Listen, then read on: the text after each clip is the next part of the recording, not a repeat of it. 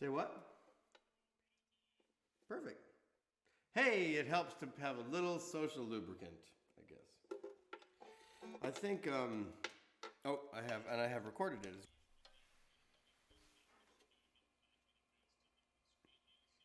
Got it. Okay, cool. All right. Yep.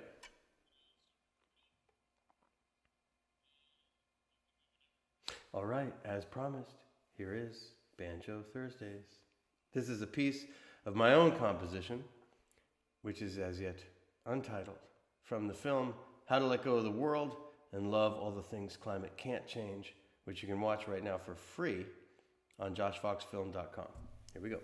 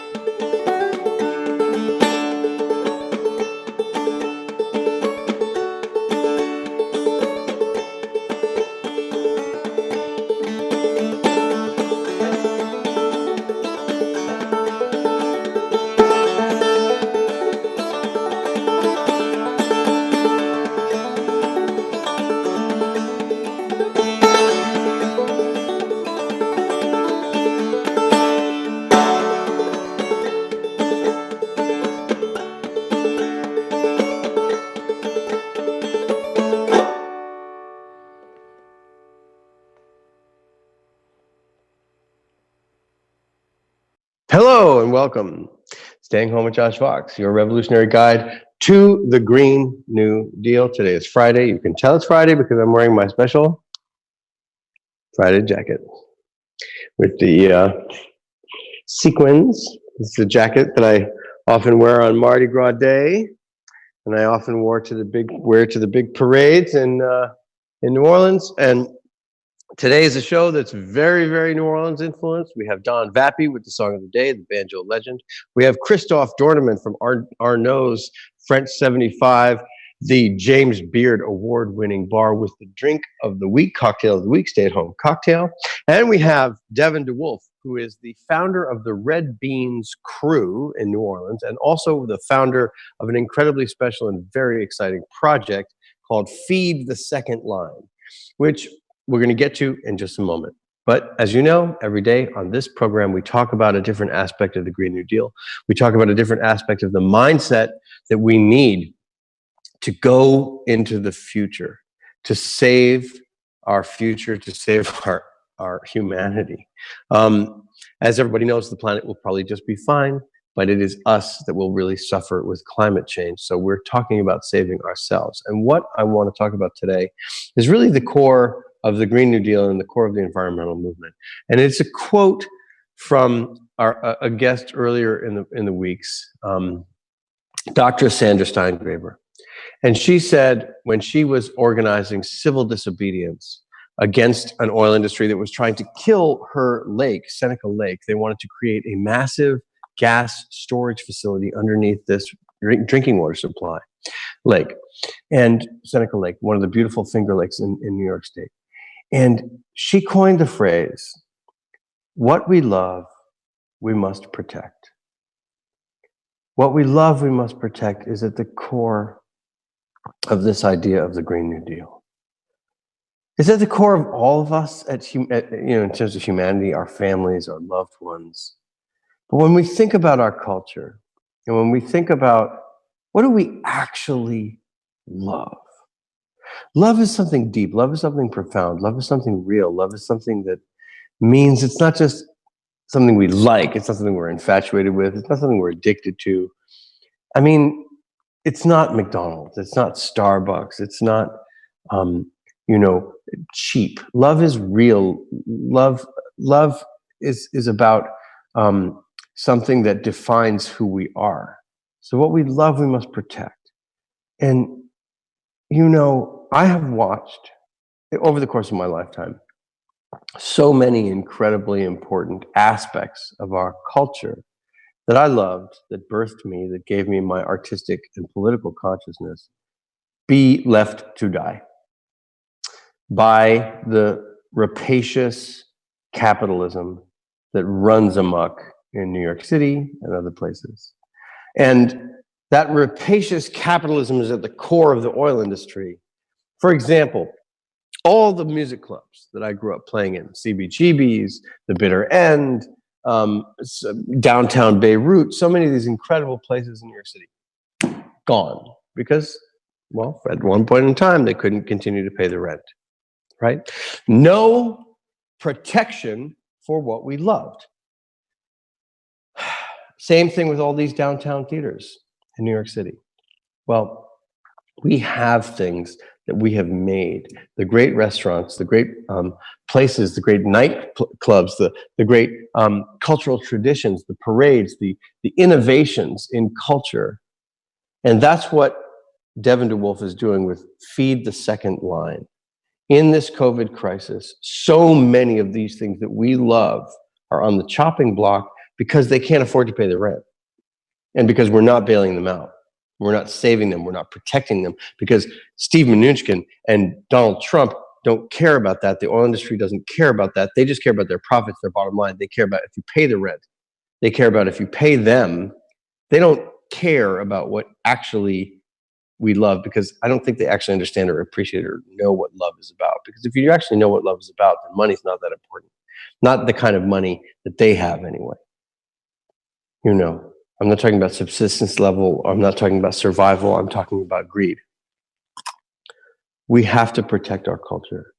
And one of the ways that we're doing that is by innovating in the face of this crisis. But when we talk about the Green New Deal, and we talk about all the jobs that it will create, we talk about all the fact that it will stop the seas from rising, it will stop the extreme weather from coming, it'll slow down at least climate change.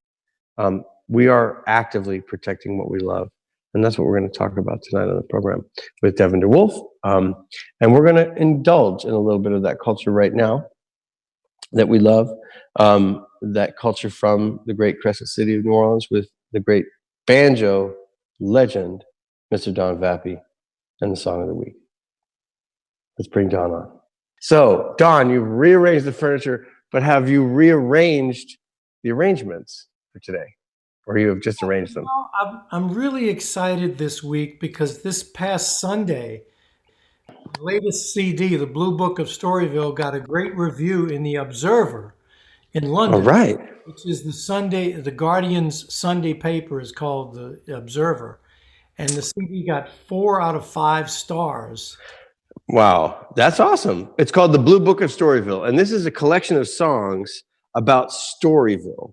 Well, it's right? just it's kind of a window into the culture. There's Creole songs.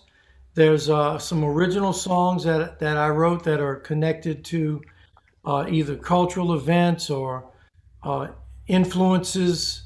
Uh, there's one I call Port Bayou St. John, which is very Caribbean, but But tell people what Storyville was, because people don't know what Storyville was. What was Storyville? well, Storyville was this legal prostitution actually for The red light district. red light district for the military, but Mm. initially, and the Blue Book was a book that listed all of the women who worked there, had their names and addresses. Okay. It's not exactly a book you would hand down in your family. You'd probably keep it secret, which is why there aren't many of them around. But the whole They were life. found under mattresses of 100 years old renovations and things like this. Exactly. I mean, and it was divided. There were listed white women, colored women, Hmm. octoroon women. Hmm. It just it just blows my mind, man. It was sort of like the way Pornhub is organized then, I guess.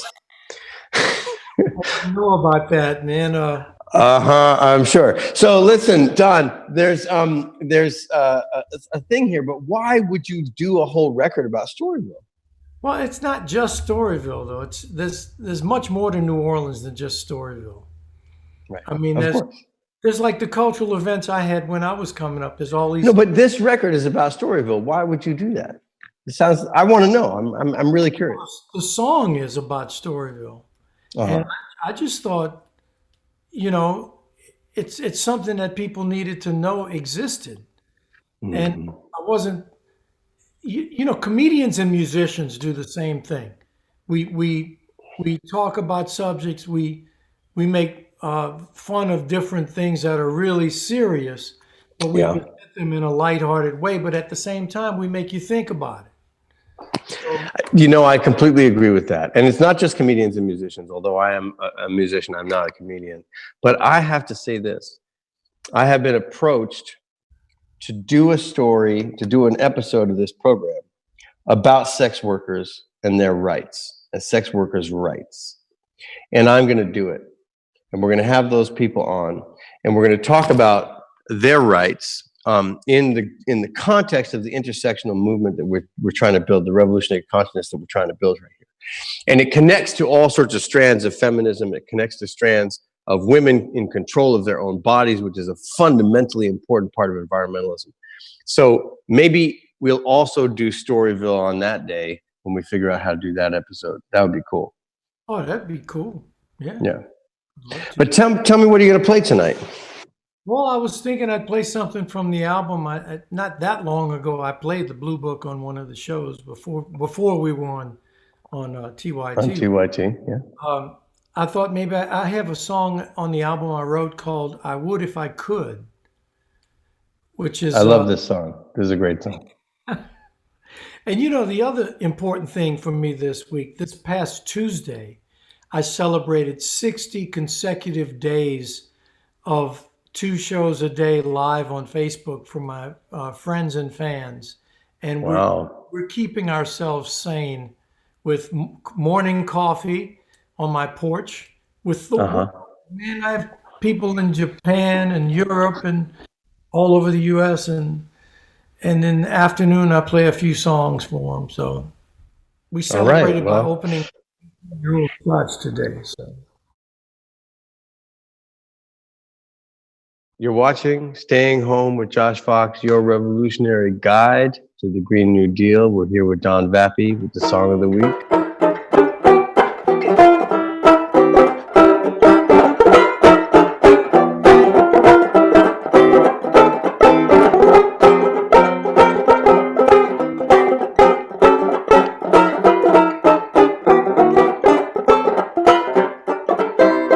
if I could, I would hold you every night. If I could, I would treat you oh so right. Now if that was the status quo, oh baby, you'd get good loving like you should. I would if I could. Now if I could, I would hold you really tight. If I could, I would live my dream tonight. Oh baby, you thrill me so. Oh yeah, romance all day, that's what I say. I would if I could.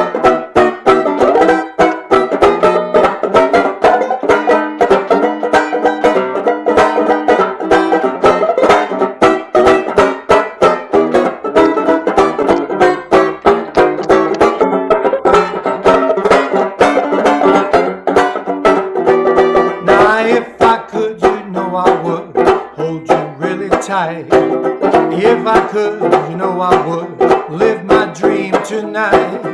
Oh, baby, you thrill me so. Oh, yeah, you know. Romance all day, that's what I say I would if I could.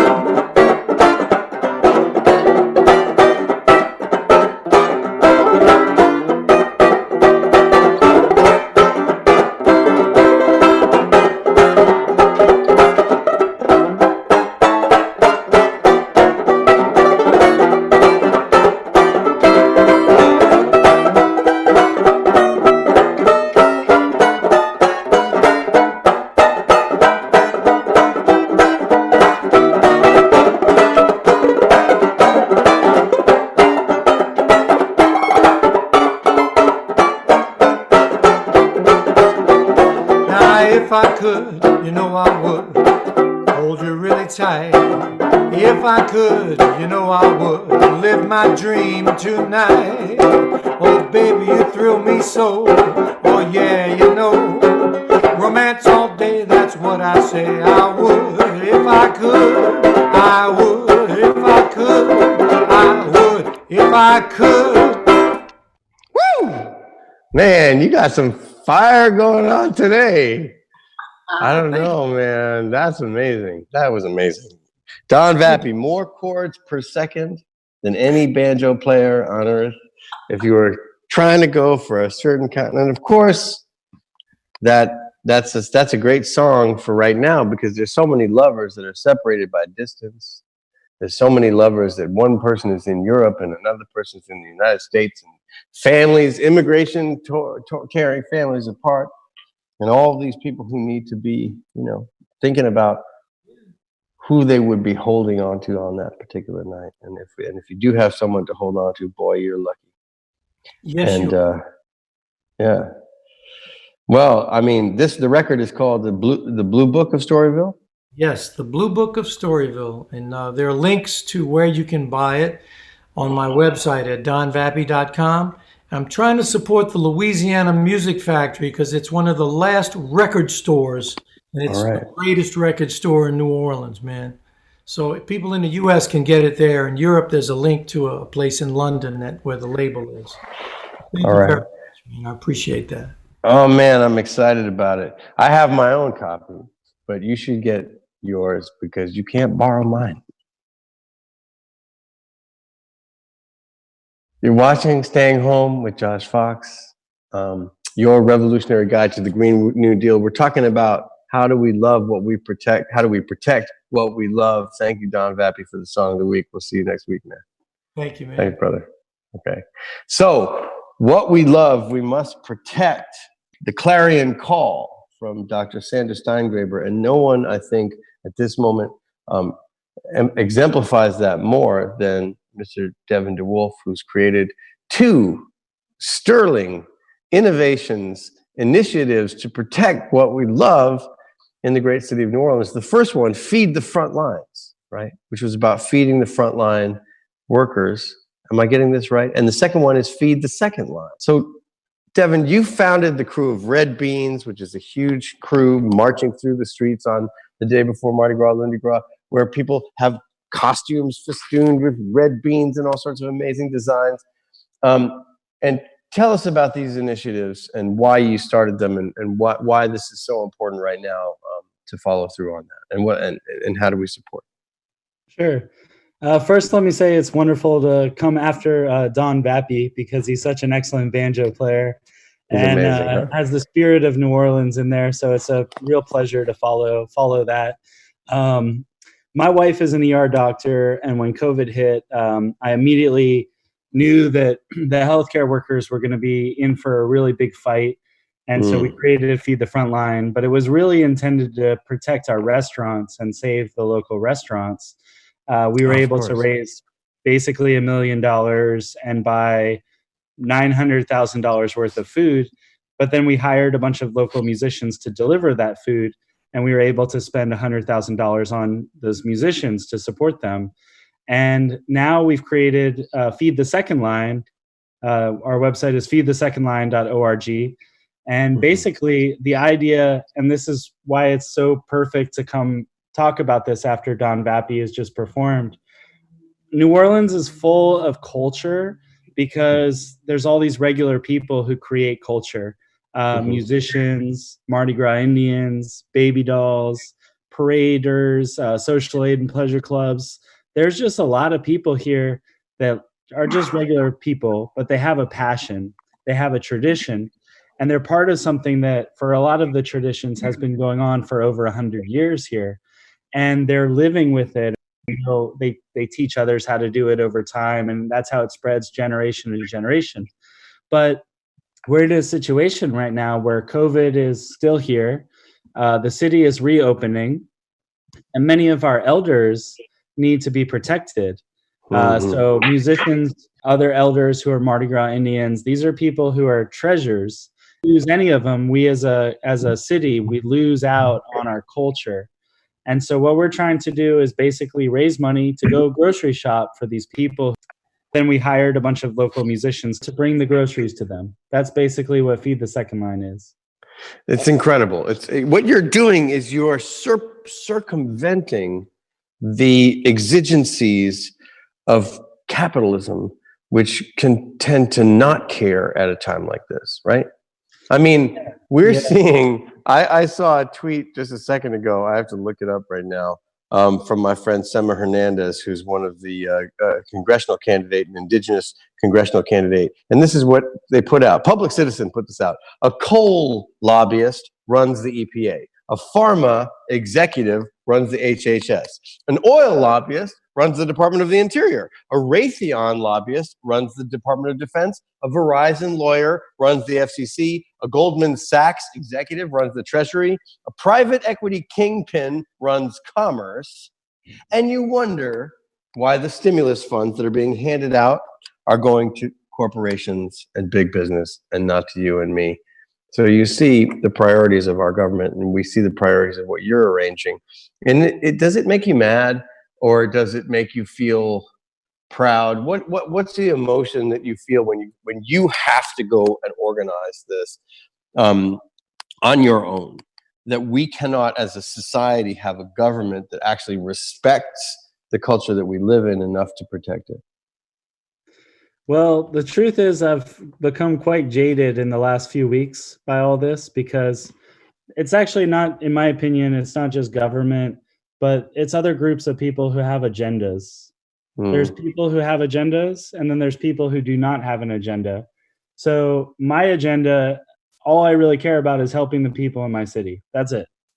I've raised $1 million. I did not get a penny of it, because that's not what it's about. It's about pumping that into my community. Are you sure you didn't spend all that on millions and millions of beans? It's true. I did not buy millions and millions of beans, but had I done that, I would have given it out to everybody in my city, which maybe would have been a good strategy. I might have to consider that idea. You could be king of the bean. Yeah. Some would say I'm already quite there. You're kind of already. In a way. Do you know what King of the Bean is? No, I do not. Well, the Carnival, the original Carnival, or not the original, but a version of Carnival, which became the king cake baby, was actually that there was a bean in the cake. Oh, yes. And if you got the bean, you became king of the bean, which meant you were the ruler. And it's sort of like you could be the weirdest despot of all time. You could like decree that people had to wear their underwear on their head or whatever. Or you could be a benevolent king of the bean. But I often think of Donald Trump as a deranged, mad king of the bean who should never have gotten the bean. And somehow he wound up with the bean, and this is the way the world is now. But anyway, I didn't know if you thought about that, because we have these king cakes in New Orleans with a baby in them. Sure. And if you get the baby in the king cake, you try not to chip your tooth, but you also have to buy the next king cake. You don't get to be the king, which is sad. But anyway, let's keep talking about this. So people can donate food, money, time. What happens with Feed the Second Line? The best thing right now, if you want to help people in New Orleans, especially say an elderly blues musician or an elderly Mardi Gras Indian, then you can donate your money to the Crew of Red Beans on our website, feedthesecondline.org. And then what I will do is basically hire a younger musician to go deliver that food. And we're creating a system that happens every single week. There's a food delivery. And we're doing it's a two-part system. So one part is Fridays. we're sending out prepared food from local restaurants, plus fresh produce from farmers market people that we're working with. And then we're also creating a secondary option that is essentially a shopping list where the elders can literally pick whatever they want, and we will go to the grocery store and buy it. So it's not like something that has no dignity. It's not just a random box full of random stuff that comes from a grocery store. It's actually items that they're choosing, and we want to take care of them and protect them and show them love right now. Right. And I'll say, we've been testing out the grocery shopping, and just being able to deliver the groceries to a 70-year-old, 80-year-old musician that you've actually seen perform and you love them and they're amazing at their, when they're performing. Right now, they're just at home and they need to stay safe, and they're a little bit freaked out about what's happened with COVID, and a lot of them know people who have died, and also there's just not much safety net in America. So we're we're creating that safety net with this. And there's a lot of people who create culture in New Orleans that, like a baby doll or somebody who's not necessarily affiliated with a group. Hold on. You have to explain what these are to people who are not from New Orleans, because most of the people who watch this program are probably not from New Orleans. I also have to say, you're watching Staying Home with Josh Fox, your revolutionary guide to the Green New Deal. And my guest is Devin DeWolf, who has founded Feed the Second Line. A second line. Let's just start with that. We're going to talk about baby dolls, Mardi Gras Indians, and second lines. Tell us, what is a second line? What does that mean? It's a very, very important part of New Orleans life. It's an important tradition, but feeding the front line is the workers. Feeding the second line is a wonderful double entendre. So tell us what a second line is. A second line has various meanings, but essentially there's the musicians in the front, and then everybody who follows the parade is the second line. But it also means a type of parade, which can either be a funeral parade, a second line funeral, or it could just be a celebratory parade, often put on by groups here called social and pleasure clubs, who are basically African-American groups who have been doing this since at least the 1870s, where every Sunday there's a parade and they wear matching outfits and they dance in the streets with the most pure, most amazing jazz from a brass band that you can experience. And it's regular people creating this stuff. And it's magical, and it's what makes New Orleans such a special place, in my opinion. And what is a baby doll? That doesn't, I'm sure people are thinking, baby dolls, you're feeding the baby dolls? What's wrong with you? Baby dolls don't need food. Explain. I appreciate your attention to detail, Josh. I try. Basically, Mardi Gras Day, every single person in New Orleans has their own tradition. And some of these traditions, like my parade group, the Red Beans Parade, are newer. We've only been around for 12 years. But other traditions have been around since at least the mid-1800s, if not earlier. One of these special traditions is the baby dolls, which, from what I understand, comes from, basically sex workers from Storyville, which Don was just talking about this. Yeah, connecting right back to Don and his music. So, sex workers who would dress up as innocent baby dolls on Mardi Gras as a basic satire. And they parade around and they just have they wear satin kind of outfits that are homemade and home sewn. And it's just something that has been here over the years and has become part of the tradition and part of the culture. So on Mardi Gras Day, if you see a baby doll or if you see a Mardi Gras Indian, there's just these very special things that occur here. And when you go behind the scenes, it's just regular people who do this. And Mardi Gras Indians are? Mardi Gras Indians are sort of a African transplant through slavery that came to New Orleans from the Congo and became part of Mardi Gras tradition here. So basically making a suit that's very much inspired by the Native American aesthetic, but actually working in African beadwork. And the people who do this, it's almost a religious type of thing. it's taken on a life of its own over 150 plus years. If you want to know more about Mardi Gras, you should watch the Spike Lee documentary, When the Levees Broke, which has an amazing part about that. And also there's a new documentary that I watched this year called All on Mardi Gras Day. Yeah, which is yeah, that movie is amazing. I'm a member of the Academy.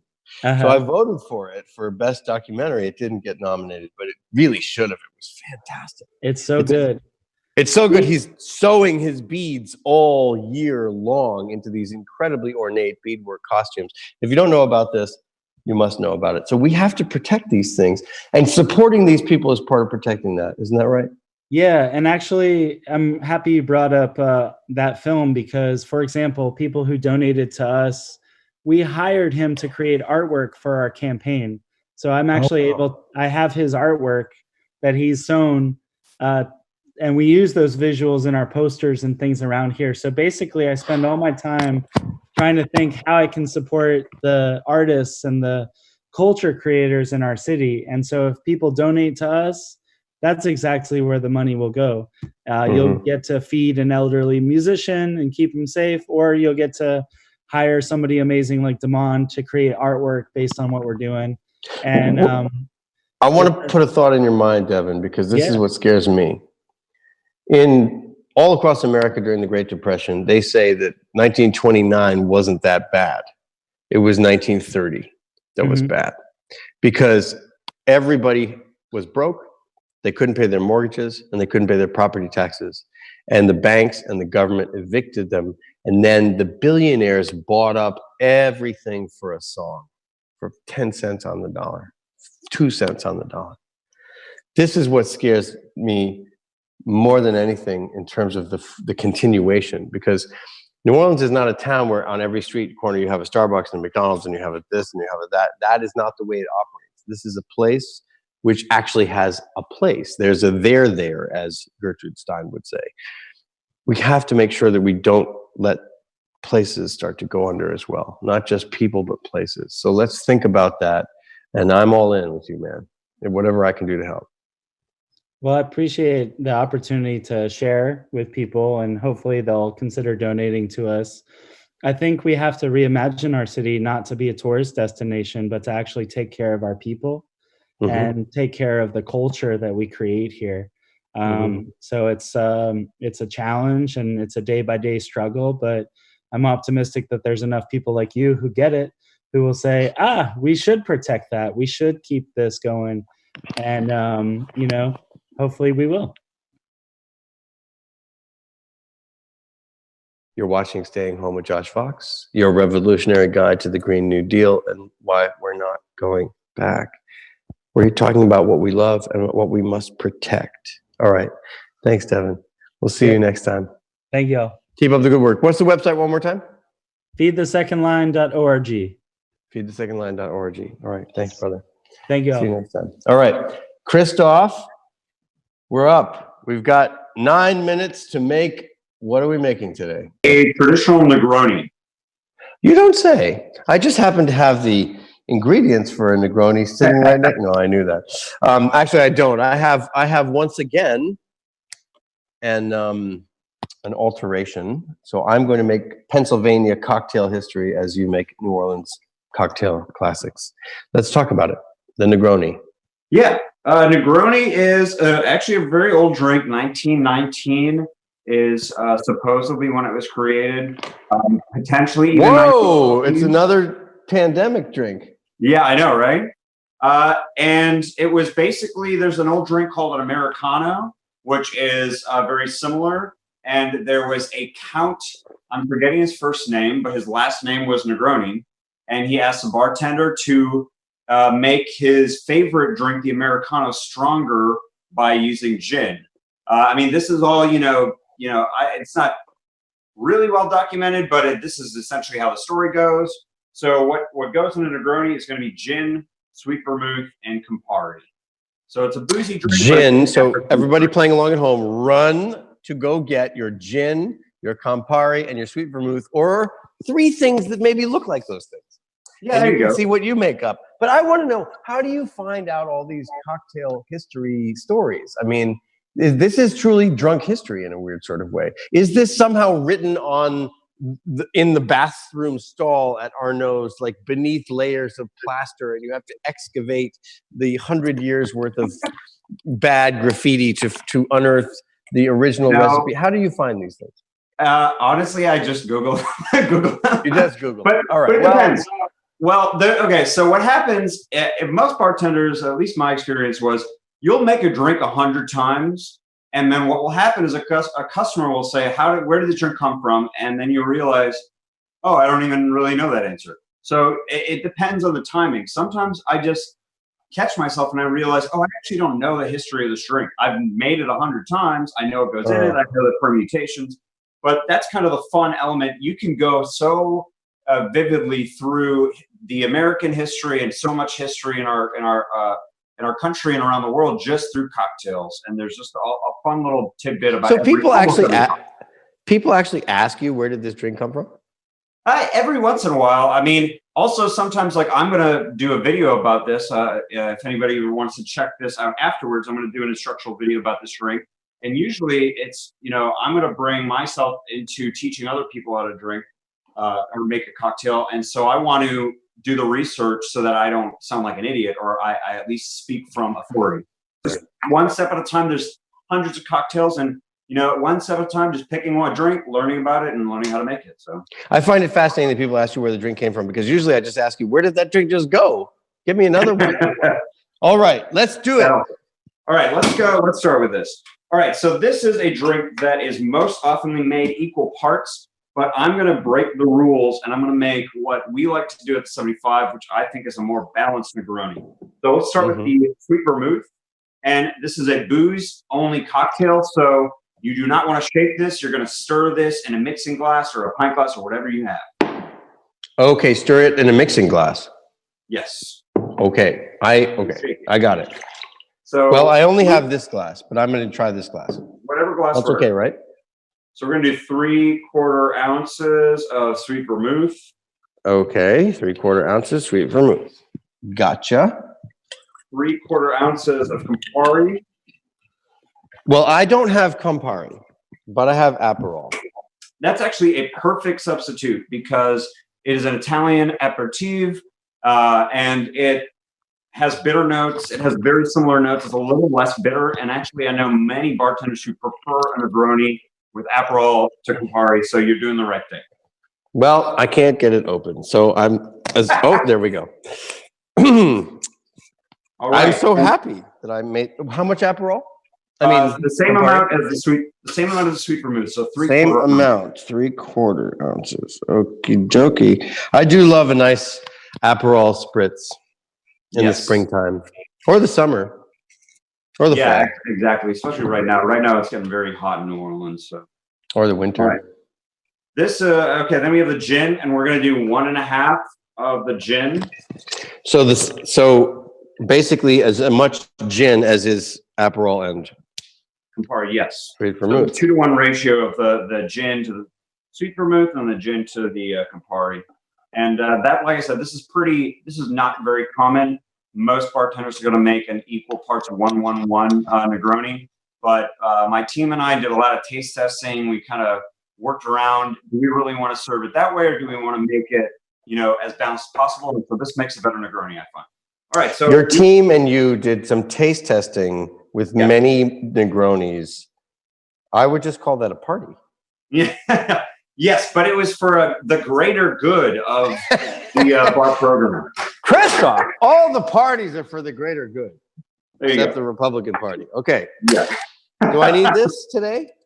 No, you're not going to shake. No shake. No. Okay. Rule number, whatever rule number it is. If there's no juice or brine in it, you do not shake it. Right. You're just going to stir. So only booze, you stir it. So we're I going to add ice in. And you want the ice to go above your wash line of your booze there. Okay. And if you have a cool little spoon, or you can use a butter knife.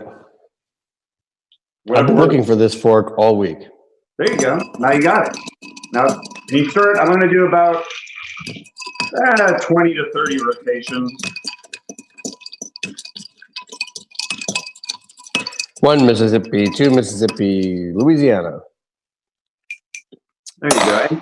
So a Negroni is traditionally served on the rocks. Mm. So I like to use my fancy big ice cubes, but you can just serve it right on the rocks. You can Just like do it that. up. Let's see if I can make this work.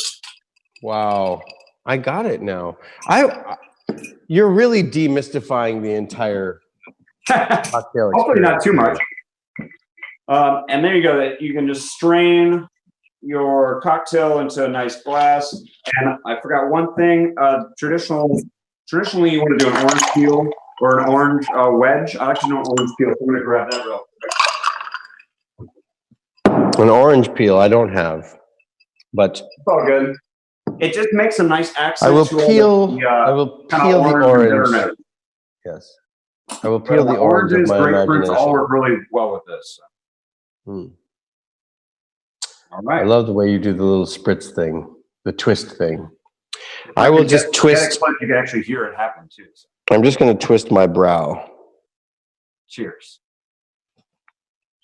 Be somebody.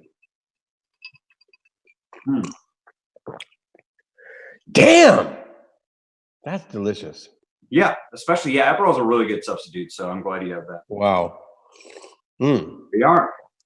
So, Christoph, what do you think in 1 minute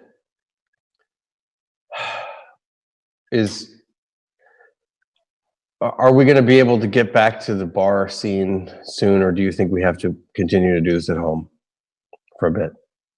The reality is bars, by design, bars are really not conducive to social distancing. So I personally, even though, as much as I really want a lot of bartenders to be able to, pay their bills and go back to work, the reality is, and we've talked about this in the past, is that doing so is really more a position of greed than it is a position of public safety. And this is where I actually support open container laws like New Orleans has, because some local bars have been able to do bottled to-go drinks, which, you can do glass bottled drinks, you can do, things that can be wiped down and decontaminated. You don't have to be interacting with anybody. And it just makes sense. It doesn't, I don't understand open liquor laws fundamentally. And that's something that changed from living here. And, we're just Let's be adults about it. Yeah, we're just not in a position to socialize in bars right now. And there's no way to do it responsibly. And the people who have been doing it have been shown there's a lot of irresponsibility on that end. And as much as, I think that the industry is essential to our culture, I will not say that it's an essential business in terms of providing for the community. Well, we do want it to not die. So we don't want bars to be places where people die. I mean, exactly. I don't. But I thank you so much for that input. And we have to go. We're out of time. But I just want to say, Christoph, every week making a drink with you is the highlight. I love it. I really appreciate it. Thank you. I've learned so much. And if I was, if I really, really needed to go become a total alcoholic, now I can do it in style. Yeah. And if you want to learn how to make the drinks to become an alcoholic, although I don't recommend becoming an alcoholic, I don't either. Follow me. I have a Cocktails with Christoph web series, essentially just simple instructional guides on how to make a lot of classic cocktails. You gotta get to this. That's the next best thing. Until then.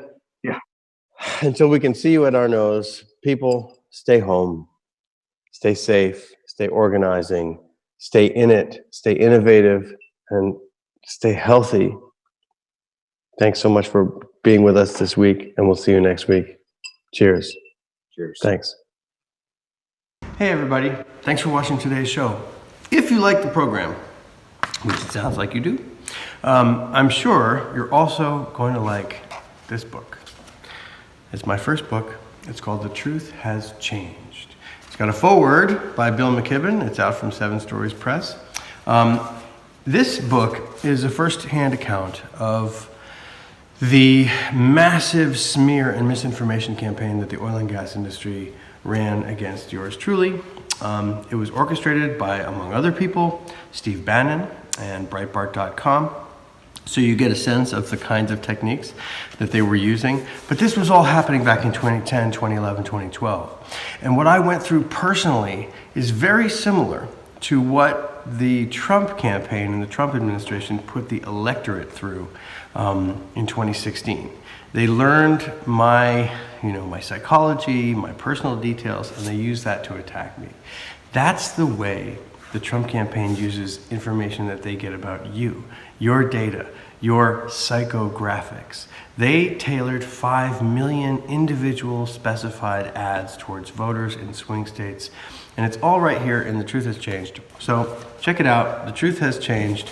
It's a beautiful edition. It's got some pictures. And I'm sure you'll love it. So you can get it from 7 Stories Press or at www.thetruthhaschangedtour.com. Thanks.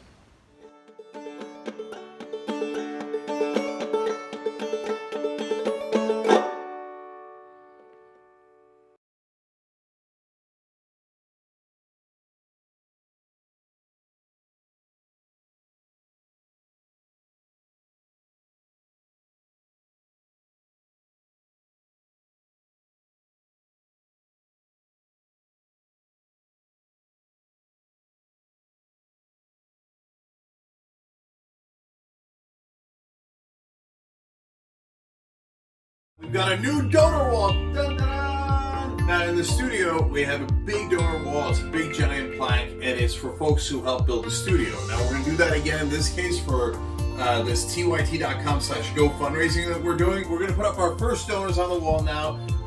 And my wife wrote these because my handwriting is terrible, so thank you to my wife who's also directing this lovely video.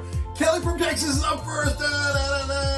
I love this quote from her. I've always been a Democrat, but Trump pushed me all the way over to the left. I love how TYT tells the truth. What you all say is verifiable and helps me be informed amongst all the foolishness. Next up is Brett, and he says that his wife turned him on to TYT, which I love.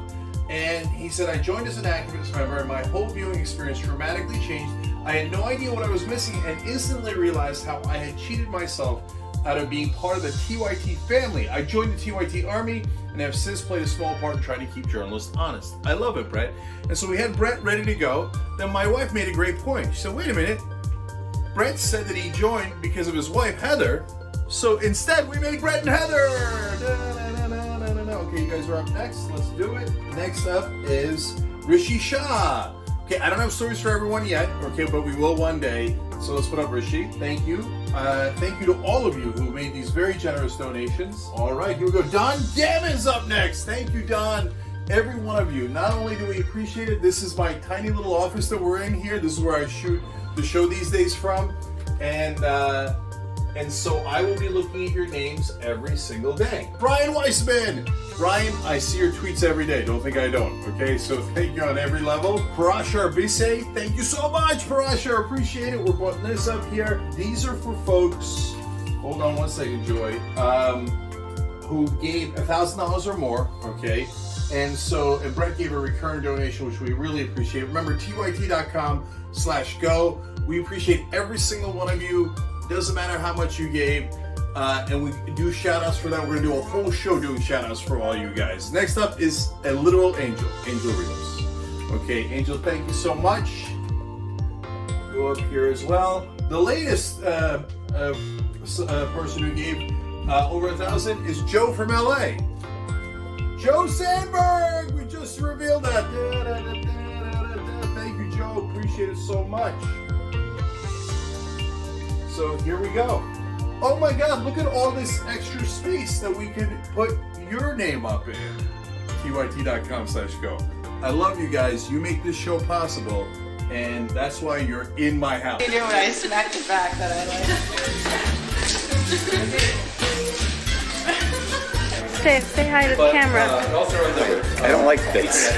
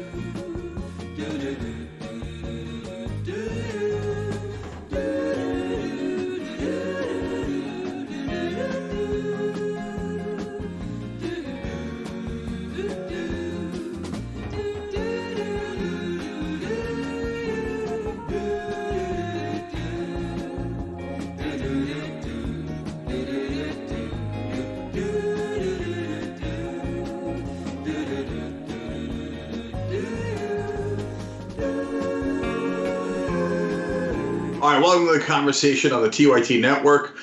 We now have a guest you might be familiar with. Senator Bernard Sanders joins us from Vermont. Senator Sanders, great to talk to you again. Great to be with you, Cenk. All right, I'm going to jump right into it. We got a task force that Joe Biden announced. It's got one of your allies on it. First of all, what is the purpose of that task force? Well, to be frank, the purpose of the task force is to move the Biden campaign in as progressive a direction as we possibly can.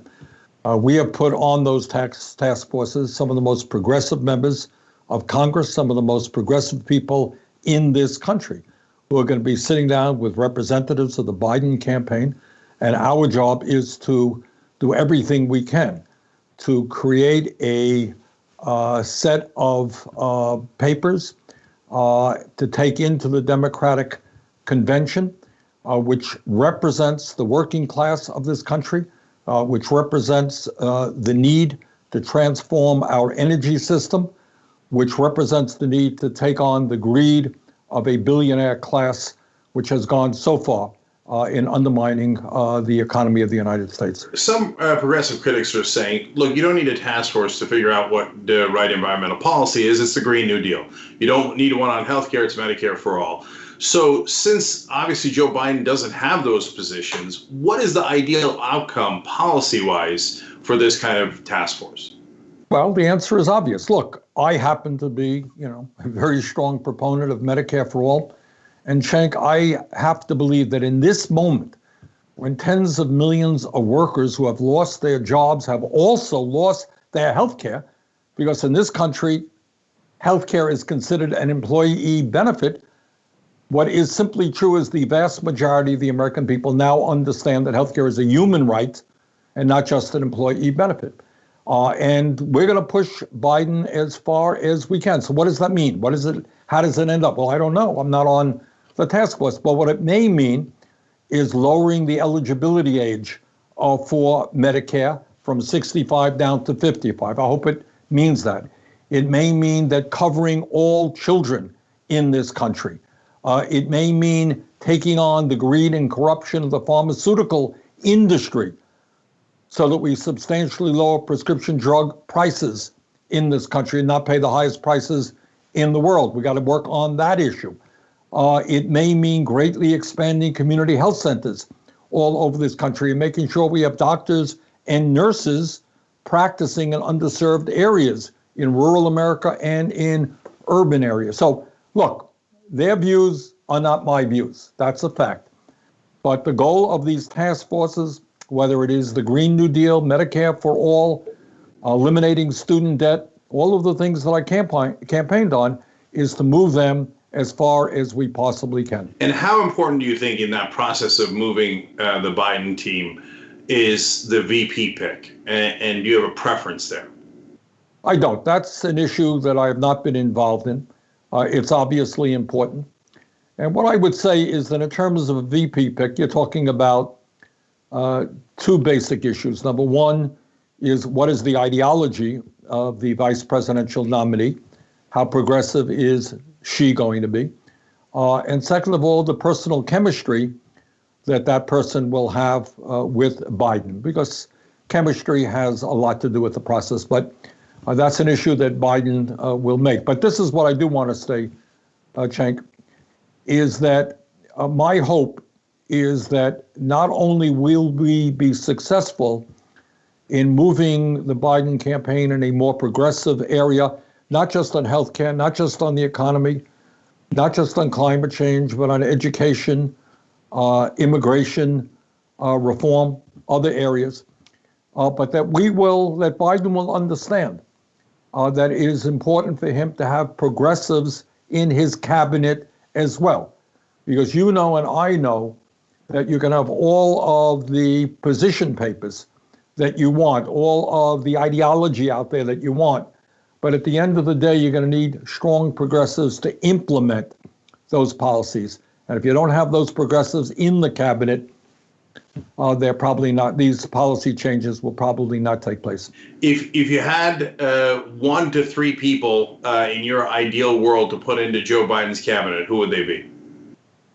I'm not, if I say that, then 4, 5, and 6 will get upset at me. But I would simply say, look, there are great people. You know them. I'm sure that many of them have been on the Young Turks.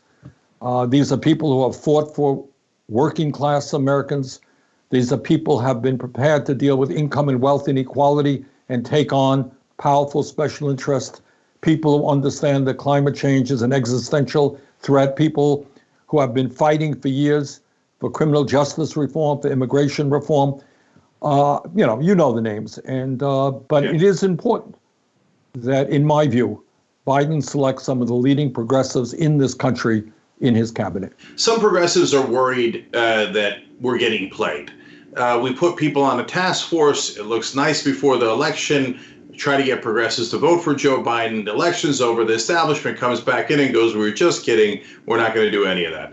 So how do you talk to those folks, assuage them? Is there a thing that you could say that would get them to believe it? Is there a thing that Joe Biden could do to get them to believe that it's real? I will tell you, as somebody who has talked to Biden about the task forces, you know the names of the people who are on it. These are some of the leading progressives in America. What Biden did not say, nor did his campaign staff say, "Oh, sorry, this person is too radical, this person is too progressive, we don't want him on the task force." That was not the case. So to answer your question, Cenk, if you're in Biden's position, if you're a staff member, then you're going to have to, if you weren't sincere in these efforts, then when these compromised task force reports come out, what are you going to say? Joe Biden will say, "Well, I had this task force on healthcare and on climate change and on education, immigration reform, but you know what? I really don't accept the conclusions, the compromised conclusions that were reached." I don't know that you could do that. You look pretty silly. So I think what he understands is not complicated. He's a very good politician. He understands that he needs, if he's going to beat Trump, he needs to grow the voter turnout. He needs to speak to young people in this country who are not enamored with him at this point, needs to speak to the progressive community, needs to speak to sections of the working class community. And through these task forces and the adopting of strong positions, he will be saying, not only do I hear you through your representatives on these task forces, these are the policies I'm going to campaign on. And if elected president, these are the policies I'm going to put into place and fight for. But do you have plans to do more with the progressive movement? And what would that be? Let us understand, and it's just easy to forget about it. This is the most painful moment in the modern history of this country. It's just easy to forget about that reality. But not only have we lost 93,000 people to the pandemic, we have now seen in the last 9 weeks, 38 million people apply for unemployment benefits. Insane numbers, totally insane, unprecedented numbers. And right now, throughout this country, in my own state of Vermont, and throughout this country, there are millions and millions of people wondering how tomorrow they're going to feed their families. They're worried about getting evicted from their apartments or losing their homes or not being able to pay their credit card bills and see their credit card scores go way, way down. This is a terrible, terrible moment. And what Congress has got to do is to move aggressively once again on a new emergency package to deal with this crisis. It's an unprecedented crisis. We have to move forward in an unprecedented way. And what I would say is I think Nancy Pelosi and the House Democrats did something that was significant, but I think we have got to do better in the Senate. So I'm not sitting around here and saying, hey, let's just adopt what the House did. We have got to do better. And in my view, we have been focusing on 3 or 4 basic issues. Issue number 1, we need what we call a Paycheck Security Act, which is similar to what was done in many European countries and says that you will continue to receive the paycheck and benefits that you got when you were in the office or in the factory. You're going to continue to get that. Number 2, we have got to understand that especially in this crisis, that all of our people, regardless of income, regardless of what jobs they may or may not have had, are entitled to health care as a right. And that means we expand Medicare during the crisis. I'm going to continue the fight for Medicare for all in the future, as soon as this thing is over. But right now, at least, we got to make sure that all people have access to health care without out-of-pocket expenditures by expanding Medicare. Number three, we have got to understand that a $1,200 check, which is what we did once and what Pelosi would propose we do again, is just not enough. That's 1 month's rent. And I believe that every American should get at least $2,000 a month throughout this crisis. So those are some of the areas that we are focusing on right now. So the progressive camp says, hey, you're looking for free testing and free treatment of coronavirus because it could threaten your life. Well, there's a lot of things that could threaten your life. That's why we should have Medicare for all, and you should have free testing and treatment for all that. Now, the Andrew Yang camp says, you guys are saying, let's do basically UBI for a couple of months here. Well, why don't we, because we have an emergency, but why don't we, if it's a good idea then, why don't we do UBA throughout? Look, how would you answer? I respect Andrew, but once we're out of this crisis, I think the better approach, this is an emergency. And what we want to do is make sure that everybody in this country has the cash in their hand to pay their rent, to take care of, to buy the food they need, to take care of their basic needs. That's what we want to do. But I think what is a better approach long-term to the economic crisis that not only we face now, but where we go into the future, is to understand there is an enormous amount of work, absolutely vitally important work, that has to be done. We have a child care system which is totally dysfunctional. We need great, well-paid child care workers. We need great teachers. We need to transform our energy system, move aggressively to wind, solar, energy efficiency, transform our transportation system, millions of jobs under the rubric of a Green New Deal. We need a physical infrastructure program to rebuild our roads and our bridges and affordable housing, etc. So what I believe is not that we simply give a check to people over the long term. What I believe is we have federal guaranteed jobs at decent wages, wages. If you are able to work, there will be a job for you, because God knows we have enough work to be done to create the kind of economy that we need and the kind of services that we need that will make us the kind of country we should be. Senator, going back to Medicare for All and relating it to the campaign, in Mississippi, for example, 65% of the voters said that they wanted Medicare for All. Yet the result was 78 to 18 Biden over you. So what on God's green earth do you think happened? Right now, and I'm not a great political analyst there, but I think essentially what is going on is that people are saying, yeah, I support Medicare for all. And Cenk, those numbers are growing every day because we are seeing the total failure of the current employer-based healthcare system. We're seeing it right now.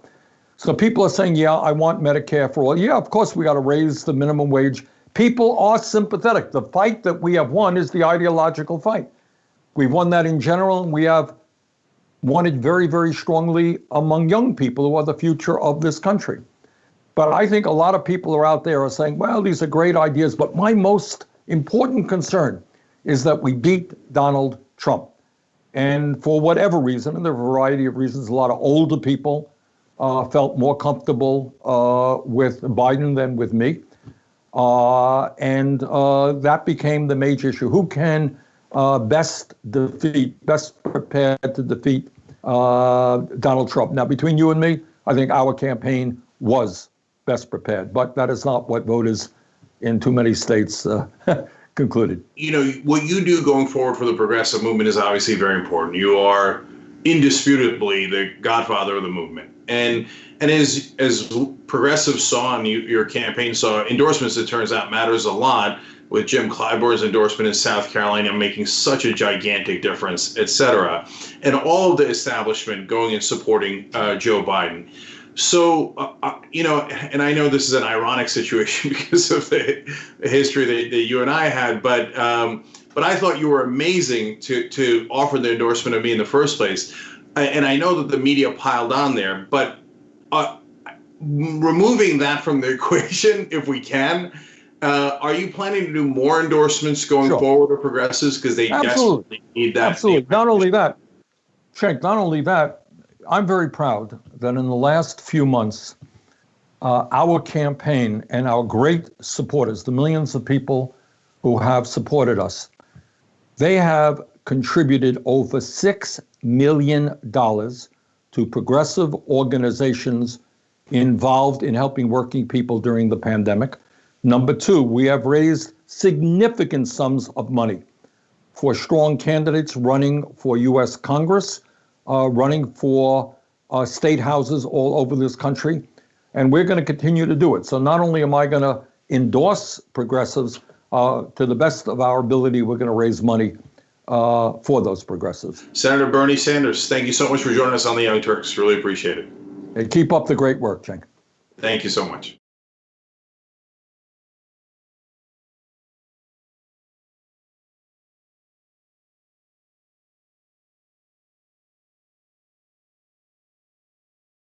You're about to watch some behind-the-scenes footage of the Young Turks. Ooh. Now, these are partial videos. If you want to get all of them, you become a member. Go to tyt.com/join, and you'll get all the behind-the-scenes of me, Anna, John, JR, a little bit reality show-like. tyt.com/join, and enjoy this. You know what you're seeing behind me? Jersey. Hold. Watch me flip this camera. However I flip it. Do I flip it like this? No, I just took a picture. I'm bitsing right now. What? Behind the scenes. Oh, okay. For members? I don't have my face on. She doesn't have her face on, folks. Oh, that's JR's ass right there. You can't take 5 minutes off, can you? No, I can't, Johnny. Bye. I said it was live stream, But I was lying. It's not a live stream. It's just for members. Bitsy, this is my cat. You know what his name is? Kiki Cat. Animals are innocent. Control room and the insanity is obviously there. Right now, as you can see, I'm directing or tech directing. I'm so happy to be here. This is what like a Labor Day beard looks like for Cenk. Man, you're a Young Turks viewer if you recognize me like this. Oh, thank you. You are the one person in my life I would love to meet. What's going on, guys? This is a Bitsy or a BTS or behind the scenes with Hassan Piker, aka Woke Bay. Oh, hi, I didn't see you there. I have finished my show, The Damage Report, and now I get into a really awkward time of the day. When I'm sitting, the control room is right there. So I can see Bart. And this is the Pittsburgh office, by the way. I'll refer to often as the boiler room. You see how it's ripped? Is it super unprofessional to wear that at a business meeting? Or am I like cool, rebel? I just finished doing the power panel and I'm fired up. What do you do for TYT? Not a whole lot. If you're frantically tweeting at us that something's broken, thank you, because I'm fixing it. And thank you for being a TYT member. Super last thing, because there's always got to be a super last thing. Oh, that was disastrous. This has been behind the scenes, behind the scenes.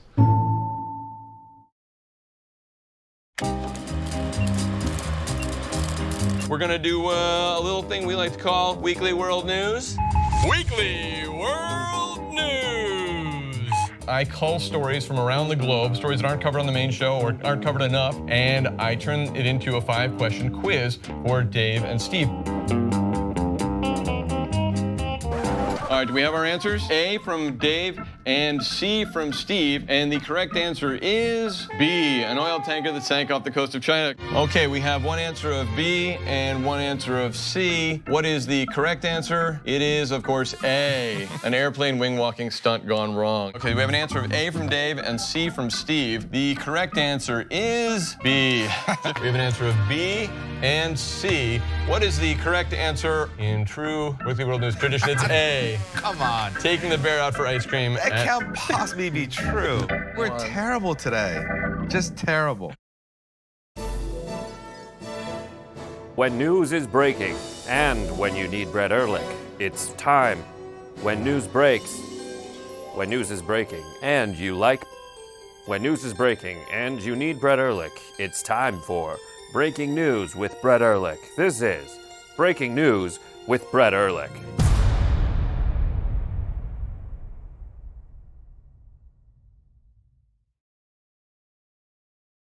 climate is changing fundamentally, extremely, and non-linearly. It's becoming worse now. It's not when the levees burst that is the problem. It's in the anticipation of that. So I hope every human being is safe. And by human beings, I do not include multinational corporations, especially the ones that started climate change in the first place. What we're currently doing right now in cutting emissions is clearly not enough. There will be ramifications to what Trump is doing. I don't want people to suffer, but I feel like there's going to be a lot of suffering because we have an imbecile as our leader. Welcome to the conversation on the Young Turks. We got a great guest for you guys right now. Professor Ruth Ben-Ghiat from NYU. She's an authoritarianism expert, an expert on fascism as well. She wrote the book, Italian Fascism's Empire Cinema. Ruth, welcome to the Young Turks. How you doing? Thank you. I'm glad to be here. So I can't wait to ask you about the comparison of Mussolini to Trump. Let's keep it real. That's going to happen. But before we get there, you wrote an interesting piece about some of the characteristics of authoritarianism, and one is to strike back against your enemies once you get to lawlessness.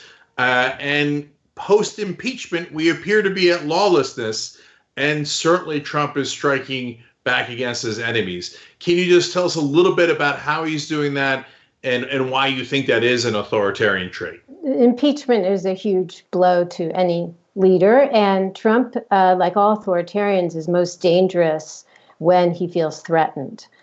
His entire rationale is to stay in office as long as possible so he can keep, enriching himself, and everything he does is to the end of consolidating his power. So right now, with coronavirus and also starting from when he was impeached, he's been purging, he's gotten more paranoid, and all authoritarians rule by, it's called divide and rule. They like to pit everybody against each other so they can be supreme. And they ritually humiliate their cabinet. It's like a revolving door. They hire and fire. They insult people. So you see a lot more of these behaviors, and he's now on to a series of firings of inspectors general, because anybody with that title, inspector general, is not going to be someone Trump likes, because authoritarians, the point of it is to not be accountable. So he's fired a number of inspectors general, including people who investigated him. But the one that stood out to me most was when he got rid of the guy who would check to see if they were misspending the new bailout money.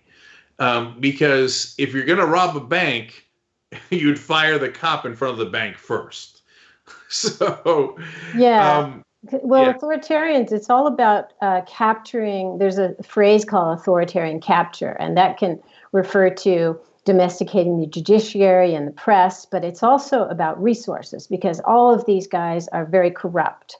And their purpose in being, they're not there to govern, they're there to enrich themselves and their cronies. So you take someone who has years of doing this in business, like Trump, and he becomes president.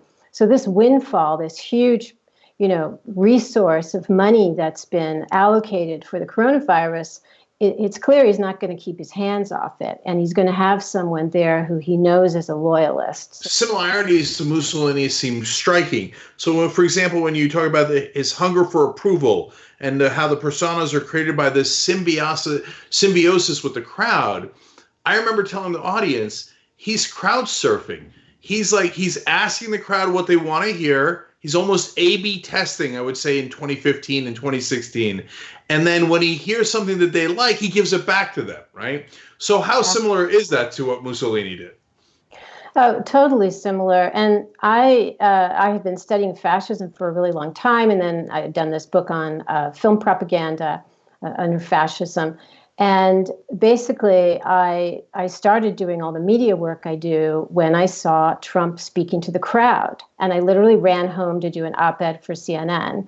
And then I wrote an article in August 2016 about Trump and Mussolini, because there were so many similarities with the way that this is when he was, of course, a candidate, the way he had the loyalty oath for the crowd and kind of the messaging, the relentless propaganda to get them to think the way he does, and demonizing the press. And it was all extremely similar, as well as the personality type, because all of these authoritarian leaders have a similar personality type. The outcome is very different. Obviously, Hitler and Mussolini committed genocide. You have people today who, like Erdogan in Turkey, has mass imprisonment. So the outcomes are different, but their personalities are quite the same. You call them mass marketers. And where did the nickname Il Duce come from for Mussolini? Did he adopt that? Was that part of his marketing?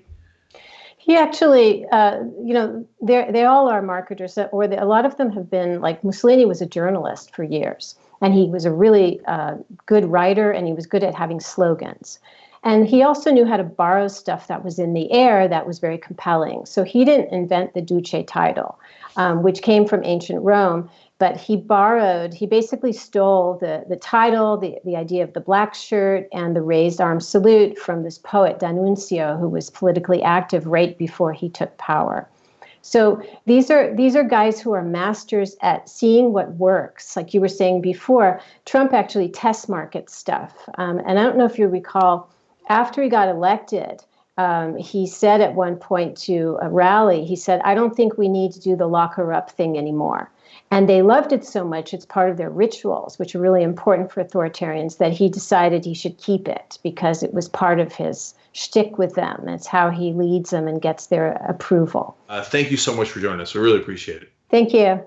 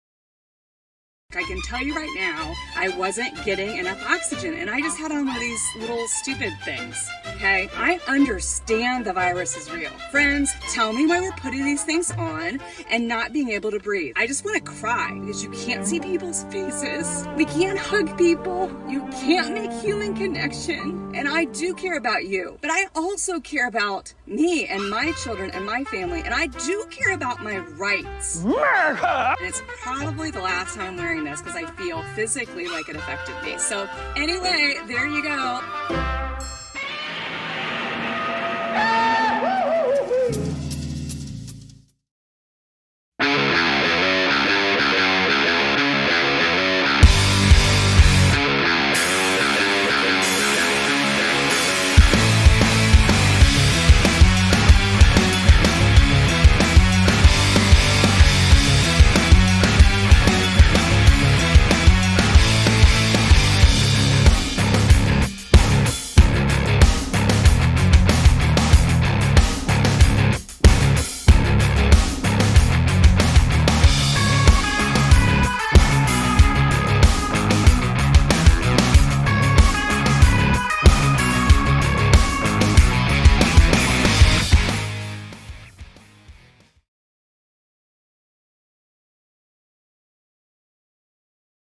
Drop it.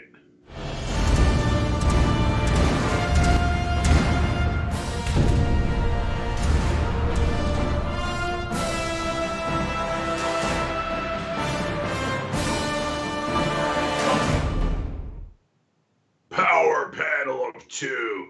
Cenk Uygur, and more importantly, Anna Kasparian, making up for 3 or 4 panelists at once. It's not like she hasn't battled 3 or 4 establishment folks at once before. Yeah. Okay. All right. We have a very powerful show for you guys. It's super obvious, not just the host, the topics. In fact, the members and the audience make it so strong too. In fact, that's exactly what we're trying to do, guys. Keep Young Turks too strong. So we're doing audience funding to get us to a healthy state. Can I just say, guys, a lot of the news companies are in a lot of trouble. And so we're rocked by some of the same phenomenon, obviously. And I was talking about this on Twitch last night in my first Twitch show. Between me and Uygur, not a big deal. Mark Thompson was my first guest. John Sally, Lance Reddick are coming next. Check that out Thursdays at 8 o'clock on twitch.tv/TYT. Anyways, look, as the entire industry is being rocked by these problems related to coronavirus, etc., we're hanging in there a little bit better than other folks. A lot of folks have let go of a ton of their staff, and we have not. You want to know why? Because of you guys. Their audience is not as real, so they need advertisers to pull shenanigans for them. For us, you guys are real. So when you, give us money, we can stay on the air and we can keep doing the great programming that you guys are, I hope, accustomed to.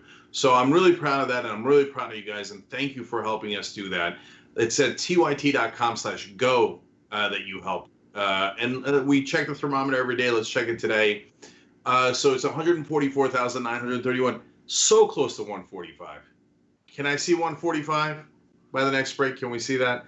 Let's give it a shot. tyt.com/go. You guys are the best. So much news to get to. Casper, go. All right, well, let's start off with some vaccine news. Sounds promising, but there could be some hiccups here. So the Trump administration has agreed to provide pharmaceutical company AstraZeneca with a whopping $1.2 billion in federal grants to continue pursuing a coronavirus vaccine. Now, the company already has a potential virus in trials at Oxford University. And the deal with AstraZeneca is the 4th and by far the largest vaccine research agreement that the department has disclosed. The money will pay for a phase 3 clinical trial of a potential vaccine in the United States this summer with about 30,000 volunteers. So based on what we're seeing from trials, this vaccine does seem promising. Clearly, it needs to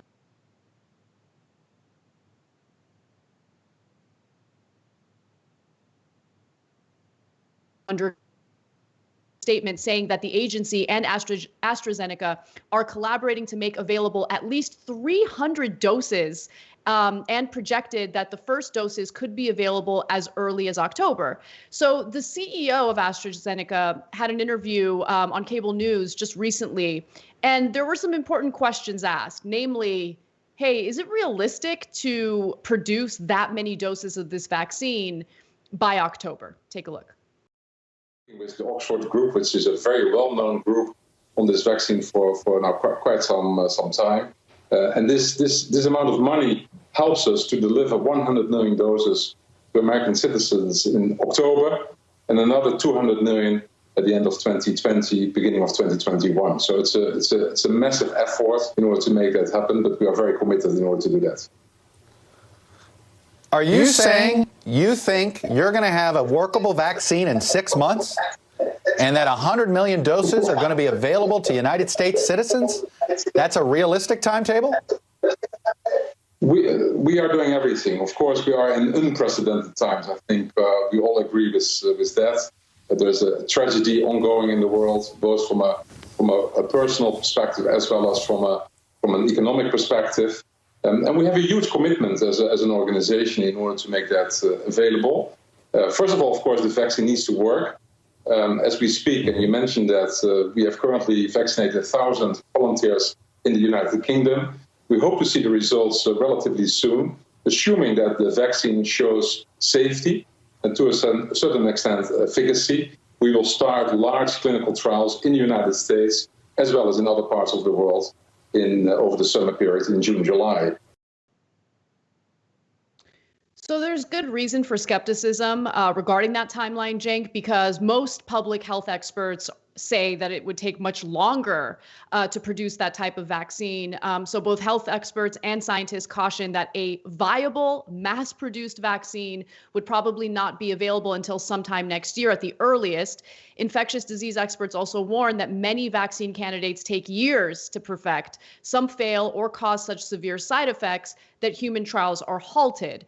But with that said, so far, based on what we're seeing from AstraZeneca's vaccine, it does look good and will undergo additional trials.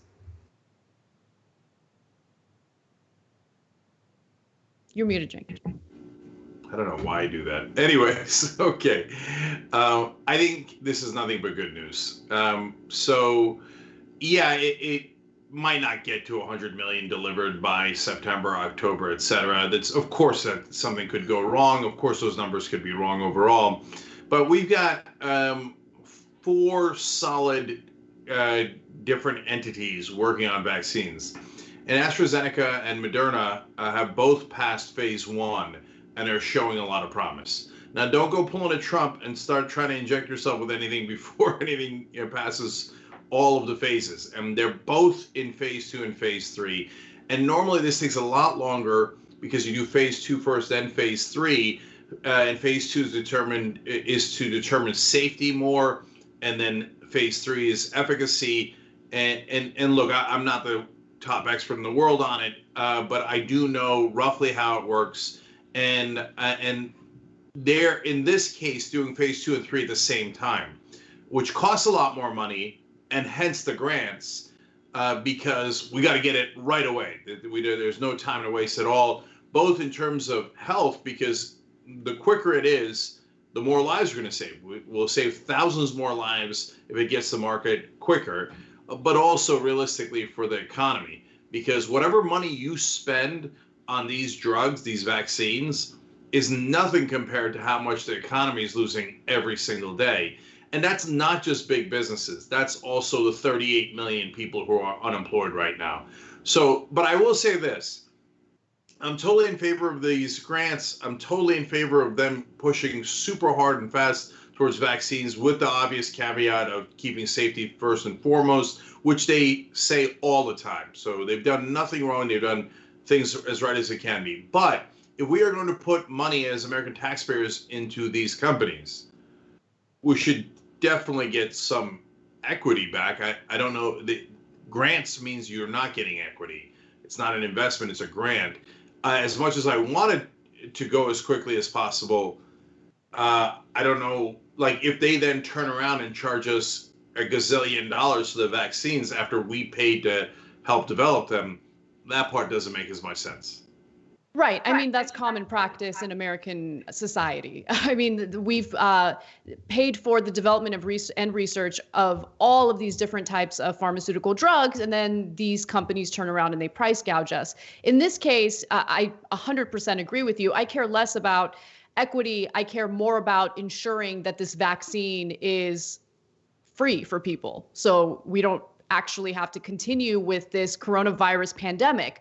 Really, when you consider all the people who are unemployed right now, all the people who couldn't afford pharmaceutical drugs to begin with, or vaccinations to begin with, that's something that needs to be factored into this equation, especially when you consider that taxpayers are helping pay for the research and development of this vaccine.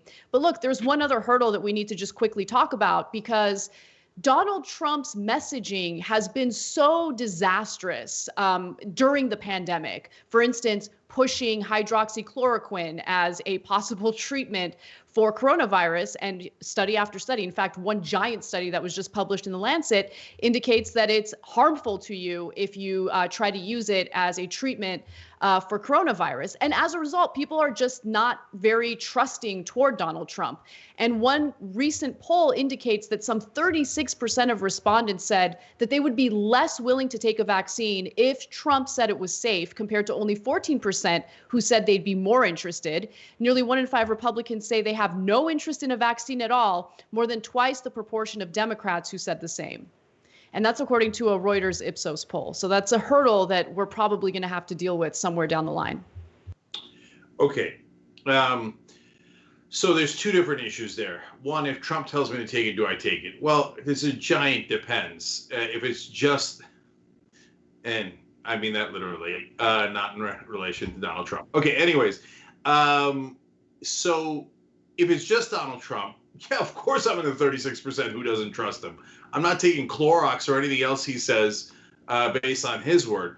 But if he says it and the FDA says it and scientists say it, I'm not going to not take the vaccine because Trump agreed with scientists.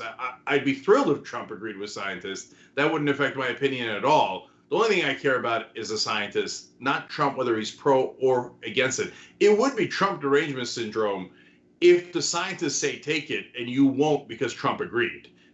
Right? That would be mental. Now, the vaccine issue, look, I know there are good people who really believe that vaccines are bad for you. To those folks, I say, you want me to believe you over 99% of the world's scientists. So it feels like climate change deniers. Yeah, I guess 99% of the world's scientists could be wrong, but it's not likely, okay? So I'd much rather take my chance with 99% of the scientists. If there's a vaccine and they say that it's safe, I jump in it. I'm going to do it instantly. All right. Well, one thing that Trump is jumping into is whining about Fox News again. So let's talk about that a little bit. Donald Trump is feuding with Fox News yet again and has accused the cable news network of not doing enough to help him get reelected, as if it's his personal PR arm, which makes a little bit of sense because so far Fox News has done Donald Trump's bidding for him. But every once in a while, when they decide to criticize him or maybe critique him mildly, he loses it. So what they recently did was cover a Fox News poll that shows that Donald Trump's approval rating has been in decline. So Trump's approval rating was minus 10 points, with 44% approving of Trump's overall job and 54% disapproving. That's a steep drop from the last Fox poll when Trump was even at 49% approval rating and 49% disapproval. So Joe Biden also leads Trump by 8 points, 48% to Trump's 40% in a head-to-head presidential match. That's up 8 points from April when Biden and Trump were tied at 42%. So look, this is the kind of stuff that really irritates Trump. He can't stand any type of negative news coverage. And this Fox News poll even talked about what Obama's current approval rating is, which is kind of incredible. So according to Mediaite, President Barack Obama enjoys a 63% favorable rating versus just 35% unfavorable, a 5-point upward swing from last month, and his highest ever rating in the poll since his inauguration in 2009. As you can imagine, Cenk, Trump is not happy about that, and I'll give you his reaction in just a minute. All right. So this is what I talk about when I say that Trump is deeply unintelligent. Because even if you think that Fox News is working for you or should be working for you, you wouldn't say that out loud because then you're revealing the secret game. Like, Fox News is pretending to be unbiased. They're pretending to do the news. Meanwhile, during 2016, when Roger Ailes was around, they were obviously helping you and not being fair.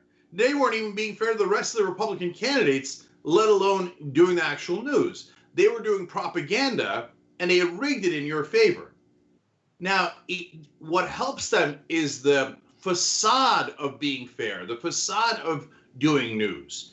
If you take that away and you reveal to people, no, they're just shilling for me, so they're not really news, well, that destroys the game that they're playing. That hurts their cause and your cause. But you are just too stupid to realize that. So he just goes out, he's like, they were great when they were just working for me, but now they're not trying to help me get elected like they were in the past, as much as I want them to be, so I don't like Fox News anymore. If you can't see how stupid that is, then I can't help you because you're not that bright. Like, why would you reveal that? Why would you reveal that, you idiot? If you're a conservative, you should be more mad at Trump than I am. I'm not mad, I'm amused, right? But conservatives, you should be like, no, we have to pretend Fox News is real so everybody else will take it as something that's important and newsworthy, etc. God, you're dumb. He's in his 70s. Like, the thing that I just can't get past is how sensitive he is and how he can't handle even the mildest criticism. It's like he's like up at night, like shaking, like thinking about it. Can't wait until he can like go off on whoever he feels has slighted him on cable news, on mainstream media, whatever it is. Like, you're, again, the most powerful person in the world. And he plays victim all the time. Recently, Brett Baier was, didn't name Trump, but was clearly talking about Trump, especially when it came to the topic of wearing masks. So let's take a quick look at that. About masks for him. I mean, I know he has chastised reporters he can't hear because they're wearing a mask. Take it off so I can hear you. There might be pictures of him wearing a mask. I've not seen them yet, but is it just viscerally he doesn't like him or what? I don't know. I mean, I can't get in his head on that. He hasn't worn it. He said he wore it backstage once, but nobody got a picture of him wearing it. There was the whole Vice President Pence back and forth. He wore it. He didn't wear it. So it seems like this president has decided not to. We will see. Again, I take the under. We were once great, Neil, and we'll see if we get this one right. All right, got it. So when he's saying we were once great, what he's doing there is responding to Donald Trump accusing Fox of no longer being great, which is just hilarious because, again, like the mildest criticism and Trump goes off. I'm not going to read you all of his tweets because honestly, who cares? But here's one of them that just shows you the rage he feels toward Fox for, in honestly, the minimal amount of cases doing some decent, I mean, decent is too strong a word, negative reporting on him. I don't even know. So he writes, many will disagree, but Fox News is doing nothing to help Republicans and me get reelected on November 3rd. Sure, there are some truly great people on Fox, but you also have some real garbage littered all over the network. This is the president of the United States. Amazing. Yeah, and then he went on to misspell Neil Cavuto's name. Dude, just take a second, man. Just breathe. Just in, out, in, out. Okay, breathe. Like, he's so hyperventilating over how weak he is. So sad, so weak. So he's like, I hate Neil Cavuto. But you don't help your cause when you misspell the guy's name. Like, when I misspell, it happens. It's normal, right? I misspell things from time to time on Twitter. And then somebody points it out. I get a little embarrassed. I take it down and I put it back up with the correct spelling. Totally normal. Not Trump. Trump doesn't care. He's like, ah! And he's just like so full of like his own internal rage. And nobody can tell him, oh, by the way, you misspelled Neil Cavuto. He'd be like, fake news, that's the real spelling. No, of course. Of course. And then look, the Roger Ailes tweet. He then said that, you know, Roger A. Is looking down, shaking his head and stuff. Looking down? Roger Ailes? Man, if Roger Ailes is getting into heaven, then take a load off. Don't worry about a thing, guys. You don't have to be good. It turns out anybody can get in. Yeah, exactly. All right, well, we got to take a break. When we come back, we have one of Biden's latest foibles, but he did apologize for it, so we'll give you that as well. And Biden's tax proposal, we'll break that down for you. Come right back.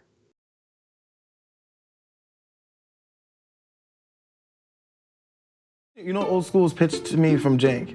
It'll just be me, you, Jesus, Ben, and maybe Michael. And we're like, okay, cool. I can do that every week. As you can see, me, Jesus, Ben. When you make the order, it says, you know, don't exceed $20.01. So I'll just order literally anything to get it as close to that as I possibly can. I'm sorry that I ordered $45 worth of food and got an email saying, sir, would you like to rethink that? And I go, what are you talking about? I was in hell. I was just like, oh my God, the theater's empty, nobody's here. Everyone on screen keeps f***ing cursing. Why did I let this happen? And the whole thing looks like it was shot through a glass of milk. My mom's gonna be so mad. If you're looking for a heart attack, the short way, baby. Wrong! I did put mayonnaise on it. I'm the most in shape, overweight person you'll find. That's right. He was like, why didn't you answer my call? I called you 39 times. Yuck. But what makes you stop right before 40? You know, what makes you say, nah, man, I ain't doing that no more. I'm cool. And I called you back on the air. And I was like, okay, Kevin Smith, big shot. What the f***? You said you'd come on and you didn't come on. I'm sure I took that very well. Yeah, you did. You called me back the next day and said, I thought it was 7 a.m. There's now deep fake porn. I don't know if you guys have heard of this. Heard of it? I just had some in the car. I'll tell you who I'm not f***ing, Ben Mankiewicz. Have you guys ever felt that? Not ever. And now it's just the three of us. This is the intimate hour. By the way, the last half hour of this, we're not even rolling. Fair enough. Right, Kingsley. See, I watch movies. I'm done with both of you. Once Craig starts laughing, I can't stop. And I was just gonna ask you about getting high. Snoogans, Snoochie Boochies. And members, of course, you can get the whole damn thing. TYT.com, join and free trial. I'm old school with the old folks. Good John, man. come back!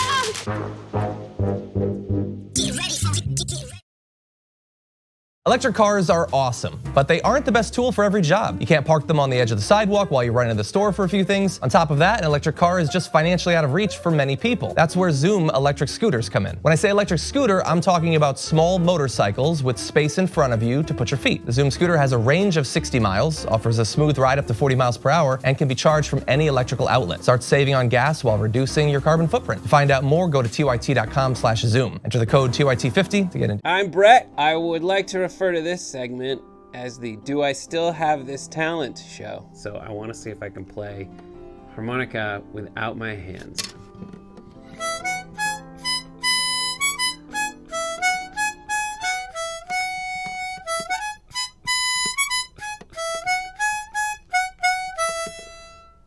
I don't know why I have that. Nothing's gonna be more impressive than that.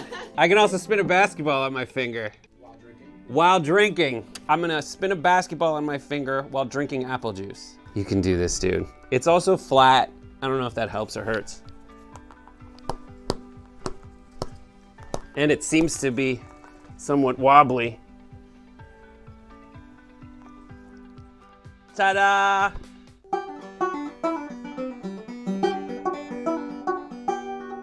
Nope, I don't know how to do this one. This one's a fail. Nope. Oh God, I'm so mad. I know what you're thinking. Cenk, where do I get unlimited, commission-free stock and ETF trades? Man, do I have good news for you.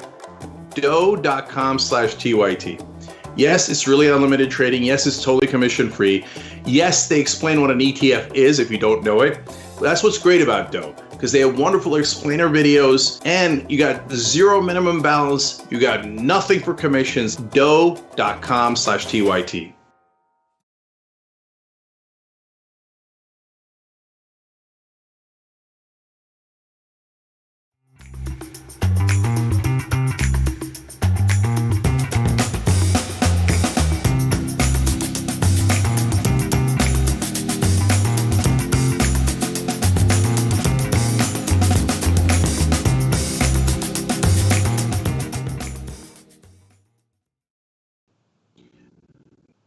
All right, back on Young Turks. Jake Huger and experiment with you guys. The folks at shoptyt.com have lost their minds. They're going 15% off site-wide, the entire site at shoptyt.com for the summer, not for the whole summer. Now, because we're beginning the summer. It's the Memorial Day sale.